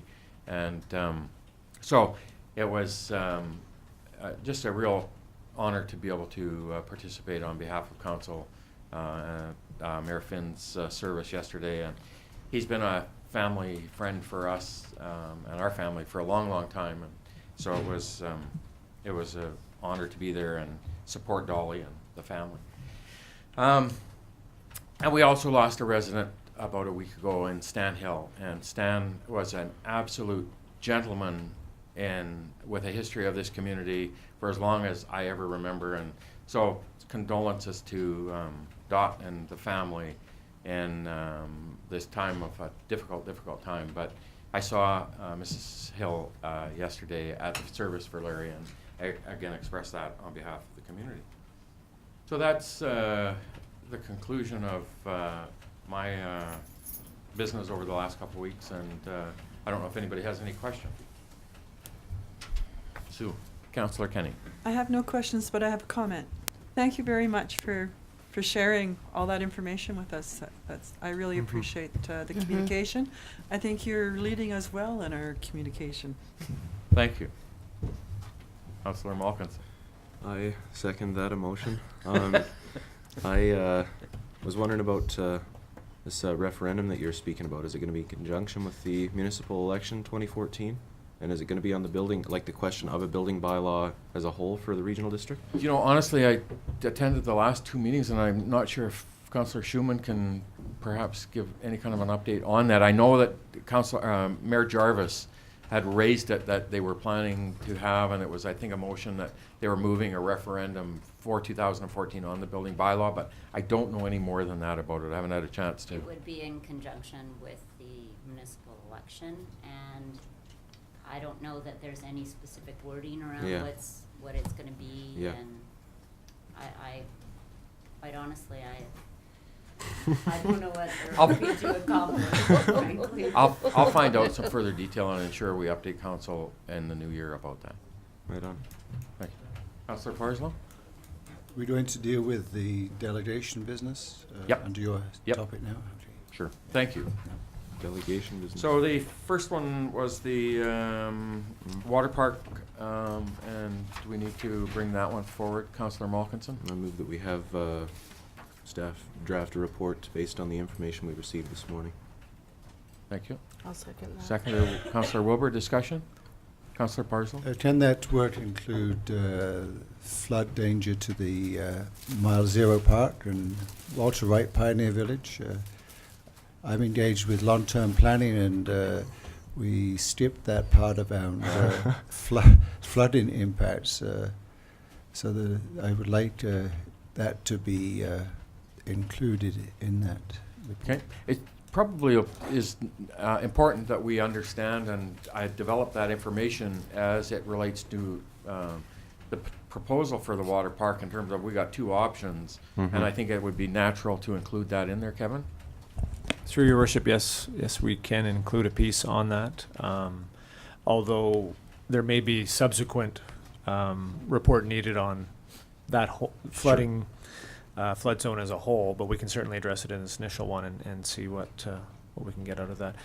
Just for clarification too, I did hear some comments about the surrounding, the hospital, the seniors park, and those types of things. So I just for clarification, what was council looking there for some consultation or some feedback? Just make sure that we cover that off.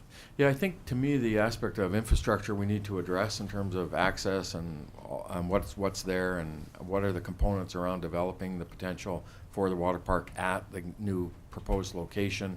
And then I think the subsequent for us as council we would need to consider is what are the implications for that area, not only for that support but also the impacts to the hospital and Yeah. there's a seniors apartment complex close That's by. right.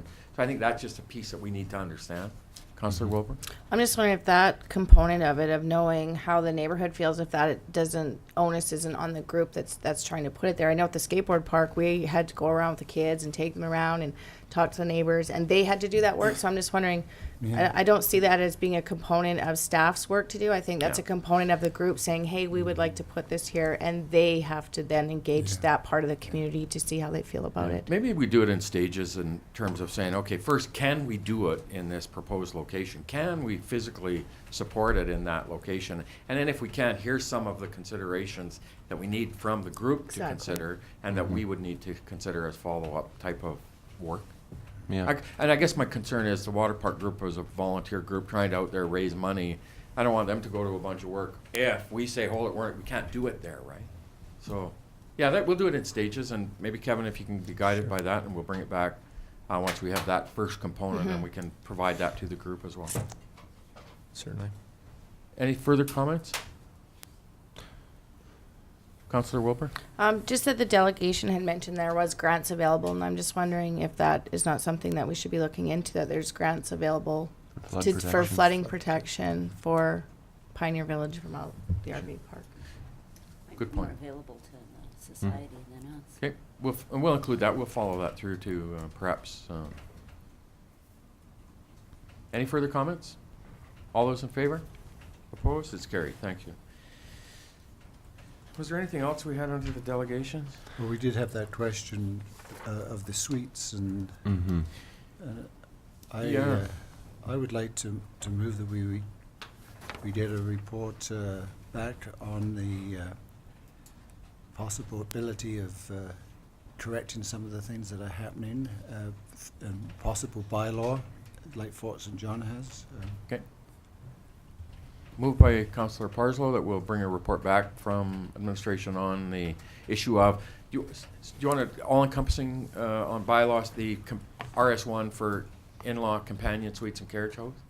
I thought we were gonna sort of look at that after we were done with all Our of these consultation. meetings we've been doing, and like this sort of falls into that. Like I think we need to finish that off and then Yeah. look at it as a whole, not just a one-off. Are we ready? Well, so I guess the question of are we ready is almost, I think some, having had those 5 or 6 interactions, some are the opinions I think some people are feeling are much more solid than others. But I get your issue about it as a whole, right? We were gonna look Yeah. at all of the information, compile it all, look at it, da-da-da-da-da, and then make some decisions. I don't know. But perhaps it is, if I can ask Kevin to bring us back a overview of the entire issue of our bylaw as it relates to the suites. Yes, through your worship, we can just, for information, we could bring you just that, an overview of what ours looks like and how it compares, maybe to other jurisdictions, if that's something that council would be interested in. Because our meetings are probably going to be completed in early to mid-January, I'm hoping, and so that we can escalate that conversation then from that. And so if we have that information, we're not asking administration to come with a recommendation or a resolution, just a little bit more detail for us in the implications of that RS1 as it relates to suites. And then by that time, hopefully then we can move forward with and complete the conversations with our developers and have the information then both from administration and our own interactions to decide what we want to do with that. Does that work for your motion, Councillor Parslow? I'm not sure. I think his motion was I more don't good. think I really had a well-crafted motion, so I would like a report on, let's put it specifically, let's learn from our brothers and sisters to the north here. I'd like to have a report on the issues that were addressed by the City of Fort St. John in formulating their regulations on suites, just as information. Thank you. Seconded, Councillor Wilbur. Discussion? Councillor Wilbur? Well, it just, something flags in my mind. I'm just wondering, I guess through you to staff, is it's one thing to get a permit to put an in-law suite in during construction, but how do we regulate someone just putting an ad out in the paper saying I have a room for rent and it's an illegal suite? Like, Yeah. do we have any way that we regulate that, or? So It's Council- really a suite if it's a Gavin? bedroom. Yeah, Complaint so through your basis. worship, our zoning, we're talking about rooming houses then, and current definition of that is 4 or more unrelated individuals in a dwelling. So, we haven't received any complaints about that, although I'm sure it's probably occurring somewhere. But and we respond on a complaint basis. So, if we were to receive a complaint, we could certainly look into that. If they were not conforming to the zoning, but then acting on that, I'm not exactly sure what that process would look like, because we haven't had to handle that in the past. So that's one aspect of it. Is as far as the secondary suites, you're right. If they're doing a construction, we know. If they do it after the fact and they come get a building permit, we know. But if we don't know, we don't Right, know. I was just gonna say, like, I mean, when they say someone's converting their garage, well, I don't think they came in and got a permit to convert their garage into a suite that they're Yeah. renting. So I'm just wondering if maybe down the road, just we keep that in mind as something that we Yeah. should look at. We can't. Councillor Malkinson? We couldn't have people. I respect what Shaylee said, and I do think it's a issue in the community, but we can't have people perusing the papers, searching for advertisements for illicit suites, right? That's a difficult problem, but I'm not sure what the answer could be to it. Councillor So Parsons? the intention of my motion is so that we doesn't get part this, we just keep it to the fore and we just get some more information. I'm sure the City of Fort St. John would have had some really interesting feedback from business community and maybe residents about that led to this formulation, and it may be good for us to learn about that. But I mean, it is obvious to all of us who drive around the community, where you have multiple vehicles, very difficult to negotiate the residential roads because there's about 5 or 6 vehicles parked out at the same place. So we know something must be going on, and I'm sure we should, as be responsible to the community as a whole, make sure that we support our business community appropriately and the entrepreneurship of our residents. But it has to be regulated so that it is healthy and proper, and we don't have disadvantages to our business community being created. Yeah, I agree. I think absolutely the information that we've started to flow in these discussions has been so valuable, and so it helps guide us, right? And helps guide us in terms of making good decisions. And every community is dealing with it, because I read in Prince George's, they were trying to business license their suites, and everybody's dealing with it. So yeah, let's just be really deliberate and focused about how and ensure we make good decisions about it. So, thank you. All those in favor? Opposed? It's carried. Thank you. I think that was all from Mayor's business. I could go on for days. Bet you could. Diary, Nothing new to report on the diary, Your Worship. consent calendar, we have a couple of pieces of correspondence, do we? Yep. Letter from the Consent Councillor Malkinson. I move the consent calendar. Thank you. Seconded. Councillor McFadden. Yes. Discussion. All in favor? Opposed? Carried. Thank you. And we have a letter. Does that encompass both of them? Do we need a motion for the City of Port Alberni letter? No? Good. Strategic priorities chart. Your Worship, I believe there's nothing new to report on that, and through the COW, I think each department's going to report out on those Correct. different priorities. Question and answer period. Oh, sorry, no one has signed up. I was, yeah. You're kidding. Media. Wow. And the committee of the whole reports.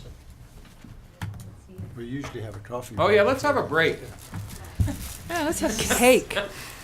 I Yeah. had my. Oh, yeah, well, I guess, yeah, well, I should. We'll be out.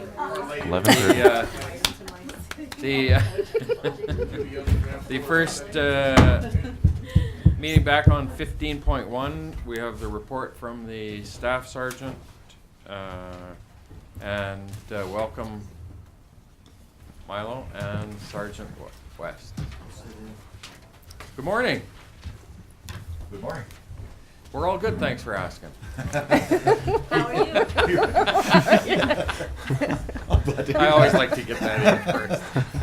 Right away, I'm on the defensive. Funny how that works. Merry Christmas. Good morning. Good morning. Yeah. So actually, we had a fairly nice month in the sense that we didn't have a lot of major incidents, criminally speaking. We had one unfortunate fatal accident that happened right on the outer edges of our detachment area that was almost entirely due to road conditions.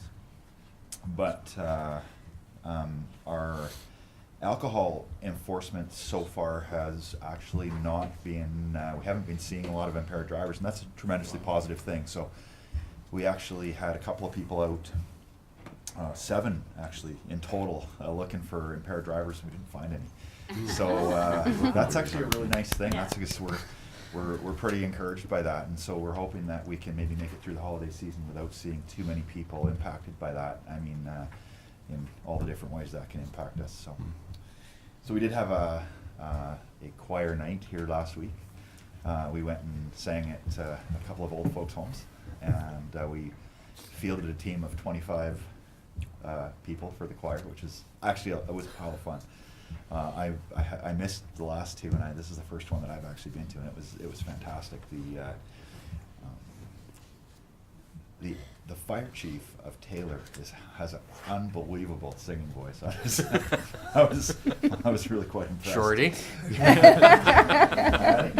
No pressure there, Shorty. I'm just going to throw this out as a possible follow-up. Scotty can play the piano, so anyway. Also, don't lie to the counselors. So, and the only other thing, I guess, is we're still seeing a nice trend in our criminal stats, and so we're seeing quite a lot fewer property offenses, less fraud, less break and enters, theft of and from vehicles, and that type of thing. So all of those things appear to be heading in the right direction, and as I've told you before, that's primarily a result of the fact that the locals that cause us problems are currently incarcerated, and in due course, we'll be seeing a few of them back, and we'll see whether they've changed their ways or whether we need to send them back for more retraining. So, thank you. You're welcome. Is there any questions? That was such a nice way to put it. Councillor Malkinson. Good morning. You mentioned the detachment area, and that just makes me curious. You've, I suppose, got drawn up on a map the different areas of responsibility for the different jurisdictions, all probably throughout the province. Is there a lot of overlap? There's actually no overlap. They butt up to one another, and there's no overlap whatsoever from that perspective. That being said, Fort St. John did the lion's share of the work on this one because it was geographically much closer to Fort St. John, and so they actually fielded the resources to take that for us. We sent some people down, but they did the bulk of that. But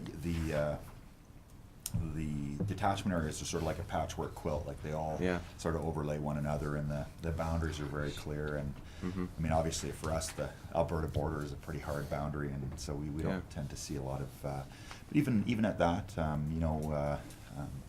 we've had Alberta detachments help us out in Kelly Lake before, when they've come, just gone across the border. It's much closer for them, obviously. Our detachment area services Kelly Lake? It does, yeah, it does.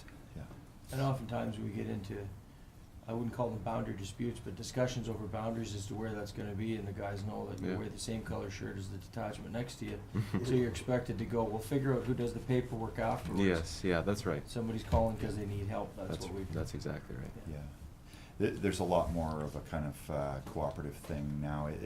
There were a few incidents, quite a few years ago now, but that where there were some people that didn't get service because neither people felt that it was theirs. So those issues are resolved now, and so And now, like I say, it's completely the opposite. In fact, this was clearly ours, but Fort St. John did the vast majority of the work on it. So, Thank you. Any further comments? Councillor Parslow? I read the RCMP report several times looking for poetic, creative writing, and it's pretty well non-existent. in There this might have report. been a ghost doctor. I wish I'd had an opportunity to prepare you guys for this. So what I have an apprentice actually this time, and I'm hoping maybe you can find some encouragement for him. Otherwise, he's just going to shut down on me. And Okay, well, there's a sentence here that I began to get excited about, and I do have a serious Right. question. Right. The I'm bringing it paragraph is under detachment news. It's the third paragraph. And I started to get excited. As a detachment, we continue to stay the course.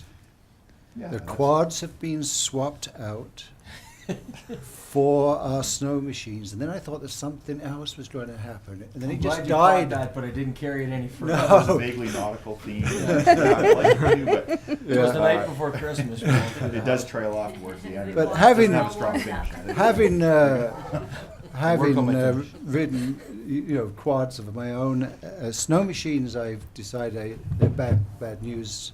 But I've snow machines I've used lots and lots of times, but without training. Yeah. Why do you guys have to have training to run a snow machine? They train to ride a bicycle.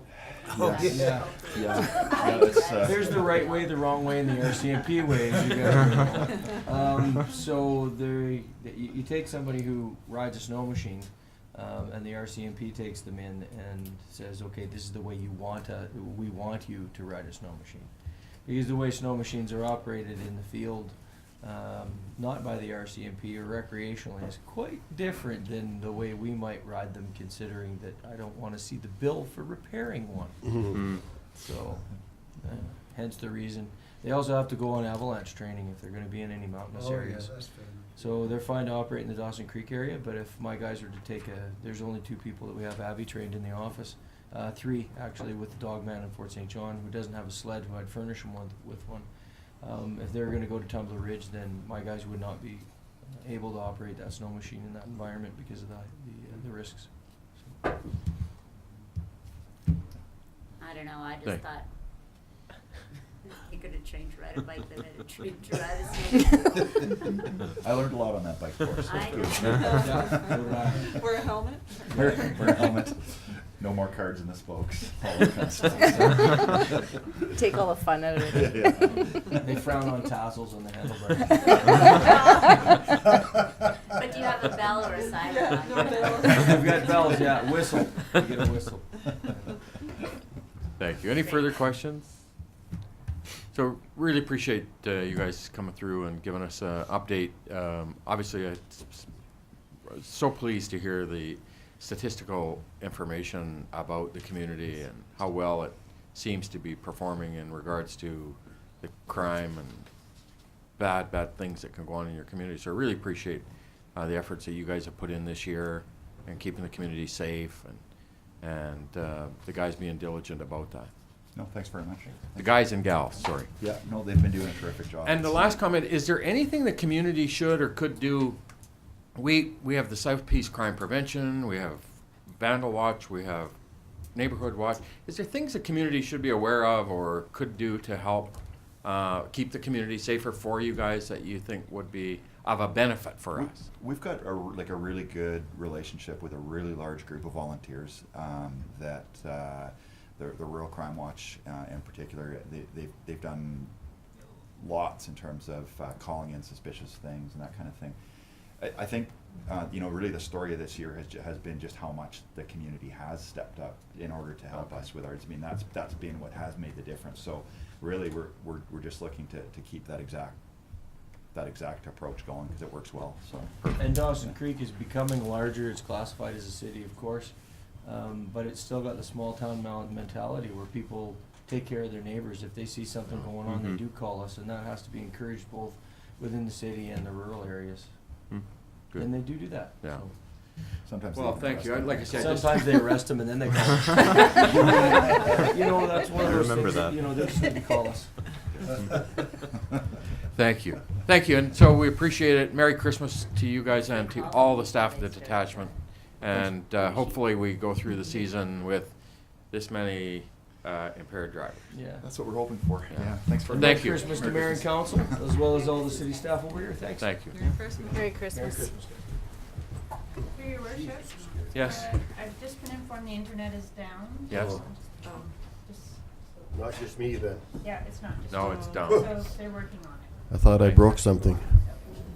You probably did. Now, if we had some of that free Wi-Fi set up. 15-2 is we have the singing fire chief coming in. Nope, not the sing. You want to hear me sing. Good morning, Shorty. Welcome. Good morning. I have heard that Fire Chief and Taylor at the opening ceremonies of the last chief conference, and his voice can fill a very large room. He's got a wonderful voice. So, anyways, good morning, everybody. Hopefully your weekend was a good weekend. The wind was something else. Polished up the streets.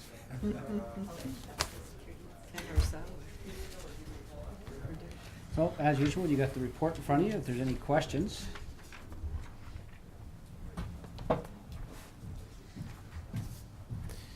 Any questions or comments, Councillor Yeah, Parslow? I have a question. It's not related to your report, but it was something that was in the news, and I would, given the keen interest people have about snow removal, there was an incident reported on some new, it must have been CBC or BBC, but it must be CBC because it's a Canadian city. I think it was in BC that, and the reports from the fire department of the city was, had they been, they got stuck with their equipment, and had the streets been, or certain streets been cleared, they would have arrived at that fire and may have had a different result. Are you familiar with that report? Because it No. just flashed into my head about, well, in our priorities, I assume that the fire detachment centre here is cleared of snow as soon as it comes, and then we have the major arterial stuff. Has there ever been circumstances in this community where the fire departments got stuck because of snow?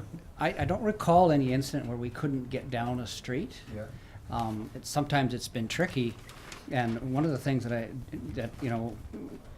think the message needs to get out there is that as the snow accumulates, the roads get narrower, and people parking habits don't get any better. And there's many times when I'm driving my pickup down the road where I could barely get my pickup between the vehicles, let alone a fire truck. So it's going to be difficult for us to get so far down the street and then have to back up and find a second way to get it. So if at all we can get the message out there is, think about when you're parking on these snow-covered streets. Think that if a fire truck or another emergency vehicle has to get down that street, are they going to get between you and the vehicle or the other snowbank or whatever? So that's very important, yes. Well, further to that, I mean, is that an issue? I mean, I know exactly, in some places are very hard to negotiate, even without snow, with so many recreational vehicles and trucks parked. Is that an issue that we need to flag? Let's say for winter months, I mean... I think any time you have a parking issue, I mean, the way you deal with it is the way you deal with it on complaint only. I don't know, I mean, if you're going to be able to deal with all that. I think the public, or getting the information out to the public, is probably the first step in any enforcement that you're going to take or not take. But I mean, if we get the message out to people, just think about how you're parked, think about the way you park. I think that's the key issue. Like I say, we haven't, that I can remember, or that anybody's brought up to me saying, hey, I couldn't get the fire truck down that street, we couldn't get a rescue vehicle down that street. So we haven't experienced it. But I think our luck is going to run out sooner or later, so we really have to make sure that the public understands that. Yeah, well, the incident must have been the last 4 or 5 days somewhere. I think it was must have been BC or Alberta. Yeah, so you might want to... Yeah, I didn't see the report or anything, so.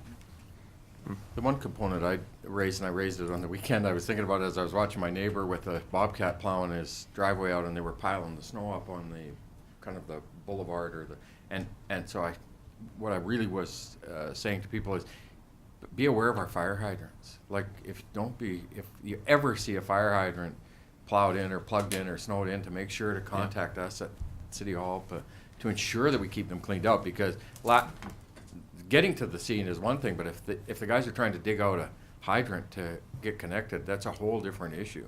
Oh, absolutely, yes. And it's tough, I mean, with the amount of snow we've got, and there's what, 350, 400 hydrants we have? There's closer to over 500, I believe. Over 500 hydrants. Yeah. So that doesn't happen in an afternoon either. Yeah. So you're right, if you have a hydrant up front of your house, grab a shovel. Yes. Kevin? Just a note to that, Your Worship, is that had we not received that last snowfall, that's exactly what crews would have been doing, is out, exposing, cleaning up around that. And just as we were getting ready to engage into that, of course, then we got that next dump of snow, and that requires all hands on deck. So those things do get pushed off a little bit. So once we get the roads graded and pushed back a little bit, we'll be back out there exposing fire hydrants. And I think, to me, the message to the public, anybody who's watching, is just to please let us know if they are aware of a hydrant that has been snowed in or plugged in or whatever, to make sure they give us a heads up on it so that we can address them. You bet. I think Public Works does a really good job at keeping them clear. I think there's only one incident since I've been here in the 10 years, or 9.5, that we've actually had to shovel a hydrant out to get to it. And it was just after a recent snowfall. So it's the track record, my hat's off to Public Works, because they do a very, very good job on that. Thank you for that. Any further questions for Fire Chief? Shorty, thanks very much. Appreciate it. Have a Merry Christmas to you Yes, Merry and Christmas to all everybody. the staff. Christmas. Director of Corporate Administration. Good morning. Good morning. First of all, I just want to thank my department for the excellent job they did in putting on the Christmas party. It was a really good time on Saturday, so thank you. Just going to update you on our strategic priorities. We've had, just going to scroll down here. We had 5 in ours, and the first one, of course, the KPAC expressions of interest is delayed. What I am doing, though, is working with Terry at KPAC to get an agreement completed for the new Calvin Kirk Center for the Arts. So that'll be coming up in January. Community engagement workshop, that was held in June, and we've been working through the communication plan ever since. That'll be ongoing through next year as well, until we get in place protocols on different communication plans depending on the size of the project. And maintenance bylaw, of course, we adopted that this meeting, so now I can get working on ours. What is the term that they call it here? The outdoor tobacco bylaw will be next. Anyway, I'll do some research and see if that's something that we can take on. And by-election, of course, that was done. And the last item, policy manual retrofit, yeah, that is complete as well. So all our strategic priorities are done. Thank you. Any questions? Councillor Wilbur? I don't have a question, but I just want to say good job to Brenda and her department to meeting all those priorities. Thank you. Anything further? Thank you, Brenda. Appreciate that. The item 15.4 is the report from our Chief Financial Officer. You want a hug before you get started, or are you just good to go? I'd like 2, please.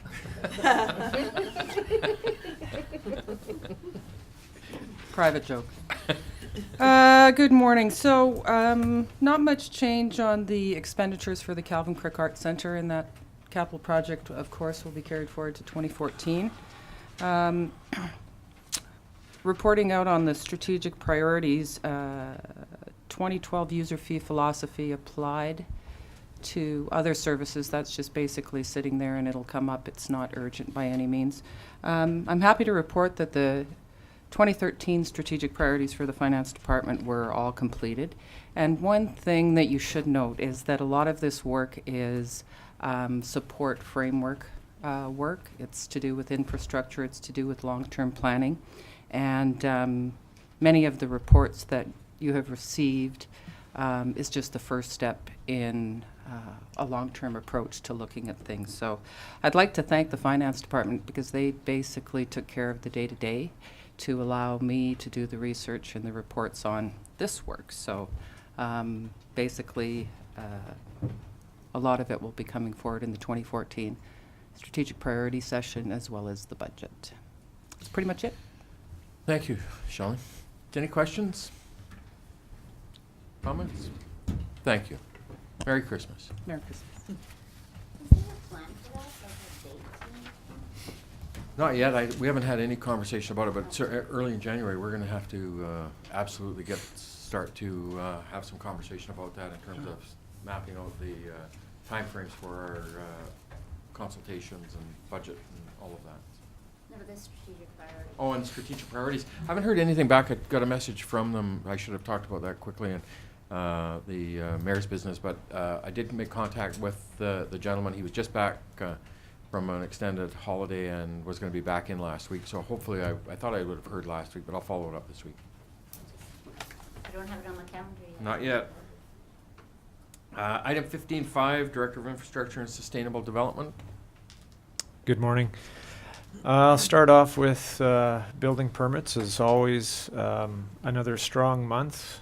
November, we had almost $5 million worth of building permit values taken out. And just to follow up on our common theme there, you'll notice that just about every single permit taken is a duplex with a secondary suite. Yeah, I just noticed. On 88th Avenue. Yeah, so a number of individuals come in obviously before trying to have some work through the winter, but and if you look at the total dwelling units of 243, which is very strong, obviously there is a good mix there. We have a number of single family and duplex and the multifamily, the apartments, but again you see the secondary suites there of 38 for the year so far. So, and the totals for the year is $55 million, which is up over the 36 we had last year. So, strong investment. In my public works end of things, of course, everything is snow, and I just want to publicly go out there and thank the crews that have been working endlessly since this really started, because you know, we've had one snowfall after another, and really we haven't had a chance to really get cleaned up from the last one before another one comes. And it's important to note that a number of these individuals haven't had any days off this month. So don't realize just how much time they do put in. And without them putting that priority on the job, we just wouldn't be able to provide the level of service that we do to the community. So I thank them for that. We thank them too. And just wanted to give you a quick update on the strategic priorities. Again, I think there was 5 of them. We had the water security public meetings, which we held in April in the upstairs of the Encana Center. And we're now moving into the second phase of that. Transportation plan. Council saw that today. That's been finalized. Sewer development cost charges.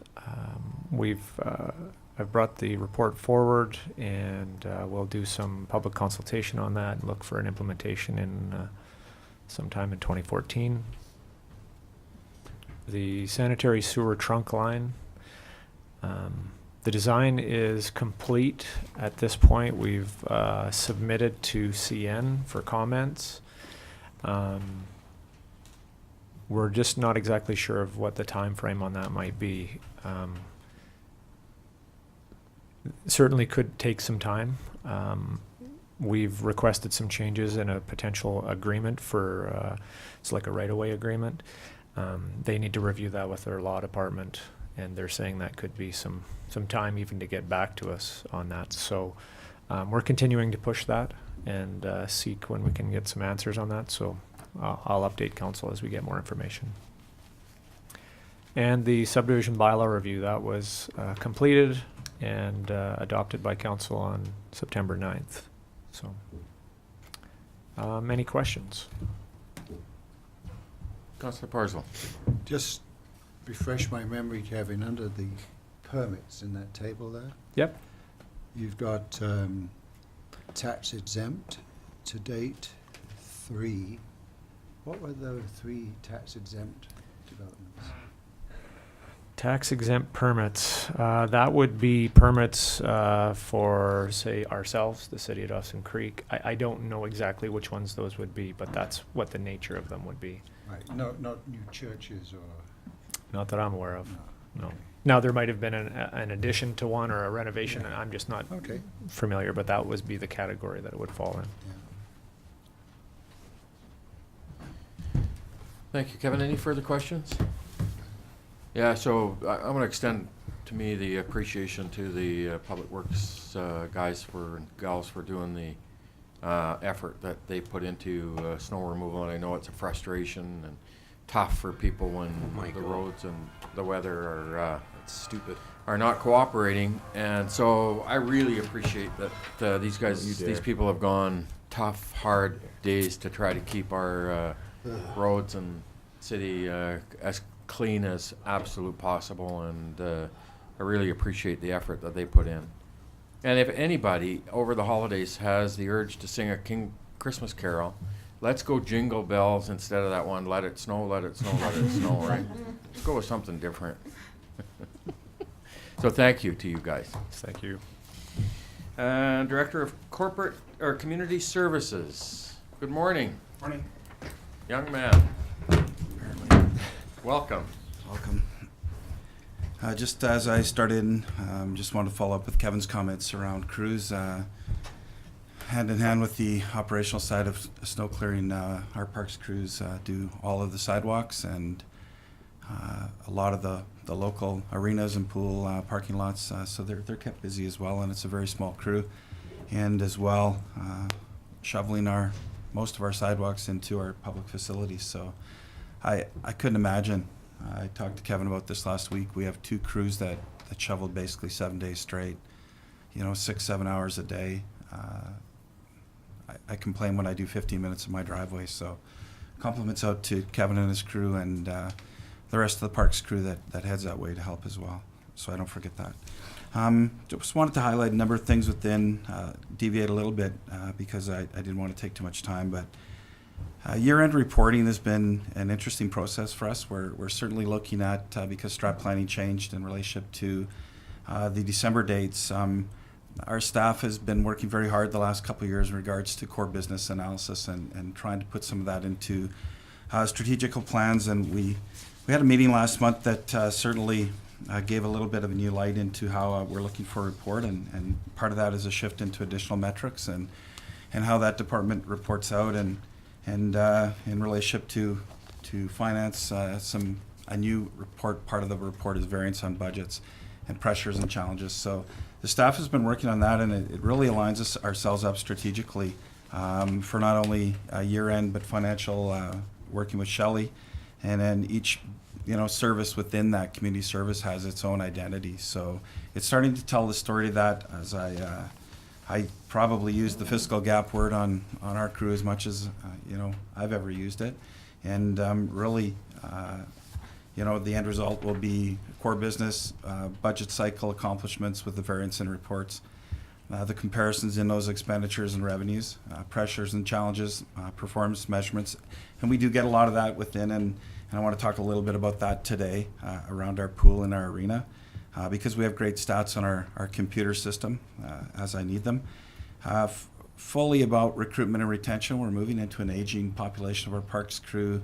Most of, including our management, would be leaving within 2 to 3 years. So there's some significant ability for us to look into the future and what that might look like. We've collected our inventory around our equipment, and one of the things I think is critical is looking at our partnerships as we move forward. A lot of opportunity in the Parks and Recreation side, but certainly as we bring forward reports to council, we have to address getting out of that box a little bit. So I'm going to shape a little bit of that discussion around that. As you note, in the Memorial Arena, we have some challenges with our user groups in the sense that it's changing. But I don't want to lose sight that as we move forward, what do we look like? What could we potentially look like 10 years down the road? As we see growth, as we see, potentially new family growth, we really have to to really pull apart those demographics and look where that goes. We've done a pretty good job in relationship to getting that ice out there, but I just looked at some stats this morning that, you know, over Christmas, a lot of families just literally shut down, which means our user group shut down. So that's concerning for me as we move forward into trying to get that ice out there, trying to get people in our arenas, and trying to do some new things. So we've had a very consistent year in public skating, and it's interesting because as you look around measurements of this, we've got a huge, you know, issue around outdoor rinks, and that is really manpower. So as we move forward, really, is that the business we need to be in? Is that the business we can still be in? Whether that's, you know, manpower, expenses, risk management is huge around outdoor rinks. So I think we'll really start to peel that apart as we see council's vision of moving forward. But when you look at public skate numbers, I think one of the biggest things is consistency. You can't have a public skate on a Tuesday one week and a Friday the next week. And so our staff have done a very good job of that. There's 2 public skates on a Wednesday, 1 in the morning. So if the family wants to go out, and there's 1 in the evening. But the one that's become so popular has been the Sunday night one. And when I just looked this morning around some of the stats of that, since October, you know, the nights have been, you know, the lowest number we've had is 15, 28, 31, 52, 30, 34, 40, 35, 31, 22, 42, 19, and then the high of, you know, Skate with Santa of 99. Well, I believe we can grow those numbers. But if families know they can get out of the cold, they can come to the rink, and that consistent, you know, night is there, I believe we can grow that. And that's a huge area that, you know, the family side of that versus user groups. So we're going to work with that and continue to pull that data apart. We'll be working in our strat planning next year. I think 2 critical ones will be pool numbers and arena usage. So we're gonna put that back to council as we bring forward our numbers. So I didn't want to, you know, sort of combine that in, but you'll see that we've struggled. You know, as our crews are very limited, Kevin, outdoor rinks have been a very low priority. So I don't say that it's in a bad way, but we're limited to what we can do with that. The key for us outdoors would be our oval track, and that's a partnership we work with the Speed Skating Club. But also, once we get that base there, the club does a lot of their own work. They do their own maintenance of that. They have a machine, a brusher, and we also have, I think, loaned over the years one of the old tractor or Zambonis that we used to have. So we haven't even got to that stage yet, so we're working very patiently with that. If we could get some days where we're not pushing snow or shoveling sidewalks, I think we'll figure that out. And that also provides another venue for public to use. Just no hockey sticks and no pucks is the rule, but you know, a lot of families use that and skate and get outdoors and have a little bit of fun. I wanted to touch a little bit around strat planning. If there's any questions regards to the rest of the report, but I think we wanted to spend the rest on strat planning. It was a very busy push towards the end.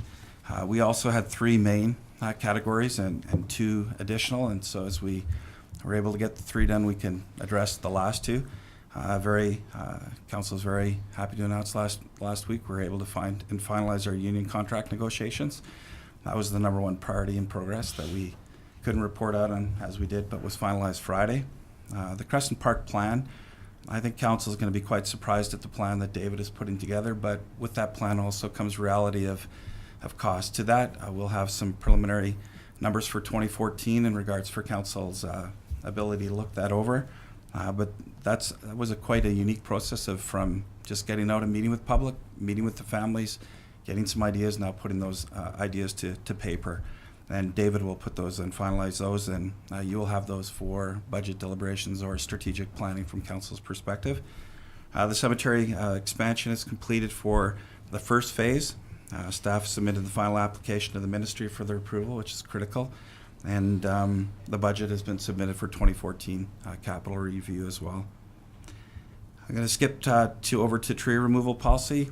I reported out last time we were able to find a mitigation opportunity with the property owner, but also through that consultation, when you get to those levels, we also find we have other challenges, and Kevin and Sean and myself will be working and continue to bring council information. Our challenge is more around the sewer water, Kevin, I guess would be as we move forward in trees and tree removal and impacts to those. So that's an ongoing process created by, you know, one public consultation, And Councillor Wilbur can recall that night how those emotions were spurred across and finding balances, and then you even get that group, the positive side of that, putting budget consultation, which led to some budget submissions for council review around benches and a little bit of some additional trees in that green space area. So a lot of that kind of works towards good communication, good consultation, but again, that comes with budget figures. So and the last one, just we can give you a current Hockey Canada special events update. We'd backed away from the Four Nations Cup at the time. We looked at the last window of opportunity, which I feel is at least worthy of looking at. Very similar footprint to the U18s. And that's the bid. We did put a preliminary intention in to look at the numbers and be a community of interest for the World U18 National Championships in January 2016.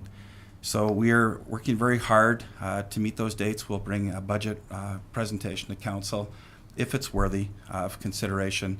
I won't waste your time if it's something that is too expensive, but I would believe this would be the last probably international event that we are even in the ballpark of hosting.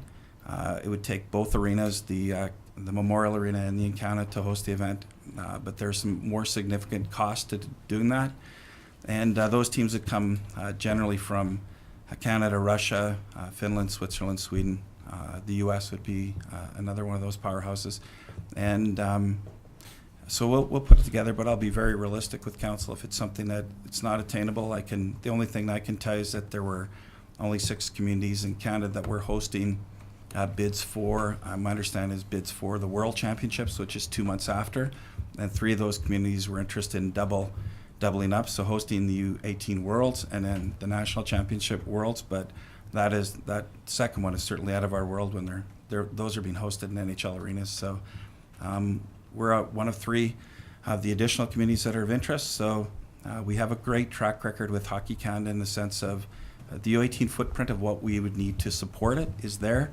It's just a lot more to host it because the costs are higher for the international teams to come in and the busing requirements. So on the good side of that, though, we've had some very good conversations because the challenge is around a partnership, and that's a private partnership side. That exclusivity is a word in Hockey Canada that really challenges small communities to host because I'll use a very simple one. If ESSO is a major corporate sponsor, hard to go out to any other petroleum producers, and an example of that might be Shell. So we're working with them to clearly define that.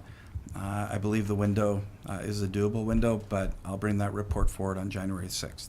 Okay, so that's all I can tell you about that at the present, and it would be a hosting agreement between the city, tourism, and the Encana Event Center.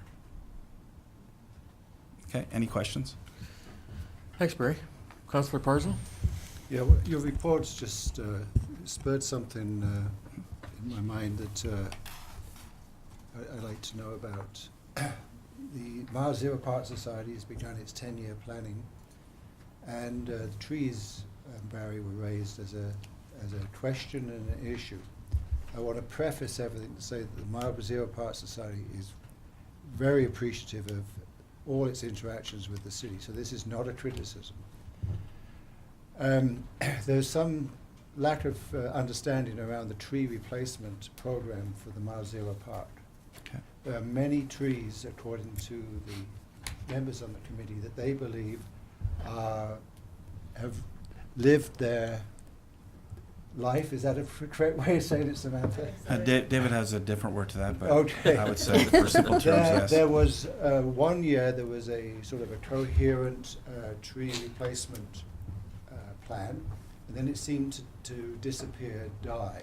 I want to emphasize the word "seen," right? Mm-hmm. This is all perception, but there's a real need for some coherent, multi-year tree replacement approach to the Mile Zero Park in its entirety. And perhaps you can either let me or the Mile Zero Park Society president, Dale Campbell, know what it is or what the future plans are. Okay. The particular trees causing concern are those that are immediately in front of the paved area that those trees that sort of inside the chain link fence around Rotary Lake, and then of course the tree situation in the RV area. Okay. Just use this as an opportunity. Thank you. Yeah, I think I'd comment on that in two ways. As most councillors that have been around, we are facing some very critical tree issues. And first of all, one of the biggest things is risk, removal of risk. And I think that's where we worked very hard with the Mile Zero originally, because of the risk. If you've got a $250,000, $750,000, RV and sitting in a park, last thing you want to do is wake up in the morning because we didn't do some due diligence. So I think there's a couple things. I think council would be very impressed by David's urban tree forestry plan and looking at that. And I think David, he is very, very, very talented. And the challenge is getting David to feel good about that ability to talk more about it within the community, because he's such a wealth of knowledge. And he was the one that did so much work up on 90th to understand, but people don't, and we call it the tree life, but I'd be really wrong to call it that for him. When he gets into those trees, he knows those trees very well. I think what we'll do is start with him coming in, because I believe he does have a bit of a plan, but with that plan is a huge cost. But we need to start prioritizing within the city. There's some park areas that over the years there's been more trees coming down than trees replaced. So we'll have to really strategize around that, and I think he's the key person I'd like to bring in. And I'll also, if Dale would like to give us a call, I'm pretty sure there's some work done, Charlie, but Councillor, I will follow up. The issue around the Rotary Lake is safety, but the trees are really appreciated, and so they want to see a long-term plan that's not that's sustainable. And same with the RV park, from the point of view of not just possible falling limbs, but also the sort of aesthetics of the place. Yeah, for sure. Okay, I'll follow up with that. Okay. Thank you. Anything further for Barry? Barry, thanks very much. Appreciate the overview. Again, reiterating your point about the work that the folks have been doing outside there. Really extend our appreciation to them. And Merry Christmas to you guys. Yep, thank you.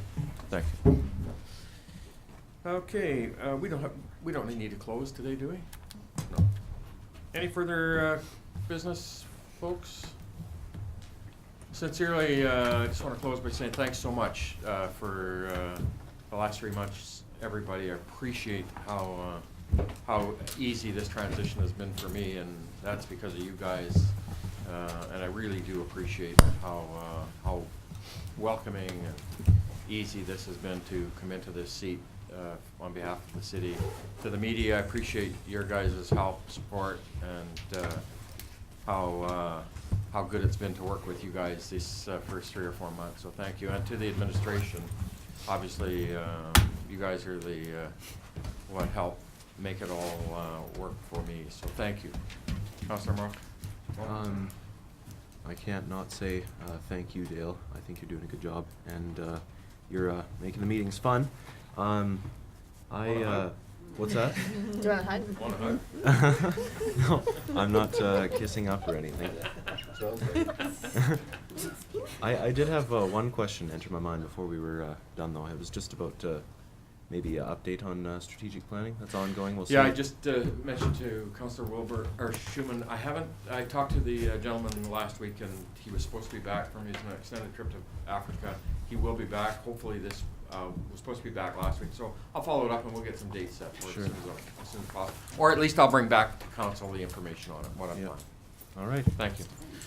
Merry Christmas, everybody. Thank you. Motion to adjourn. Malkinson and Wilbur, all in favor, opposed, thanks.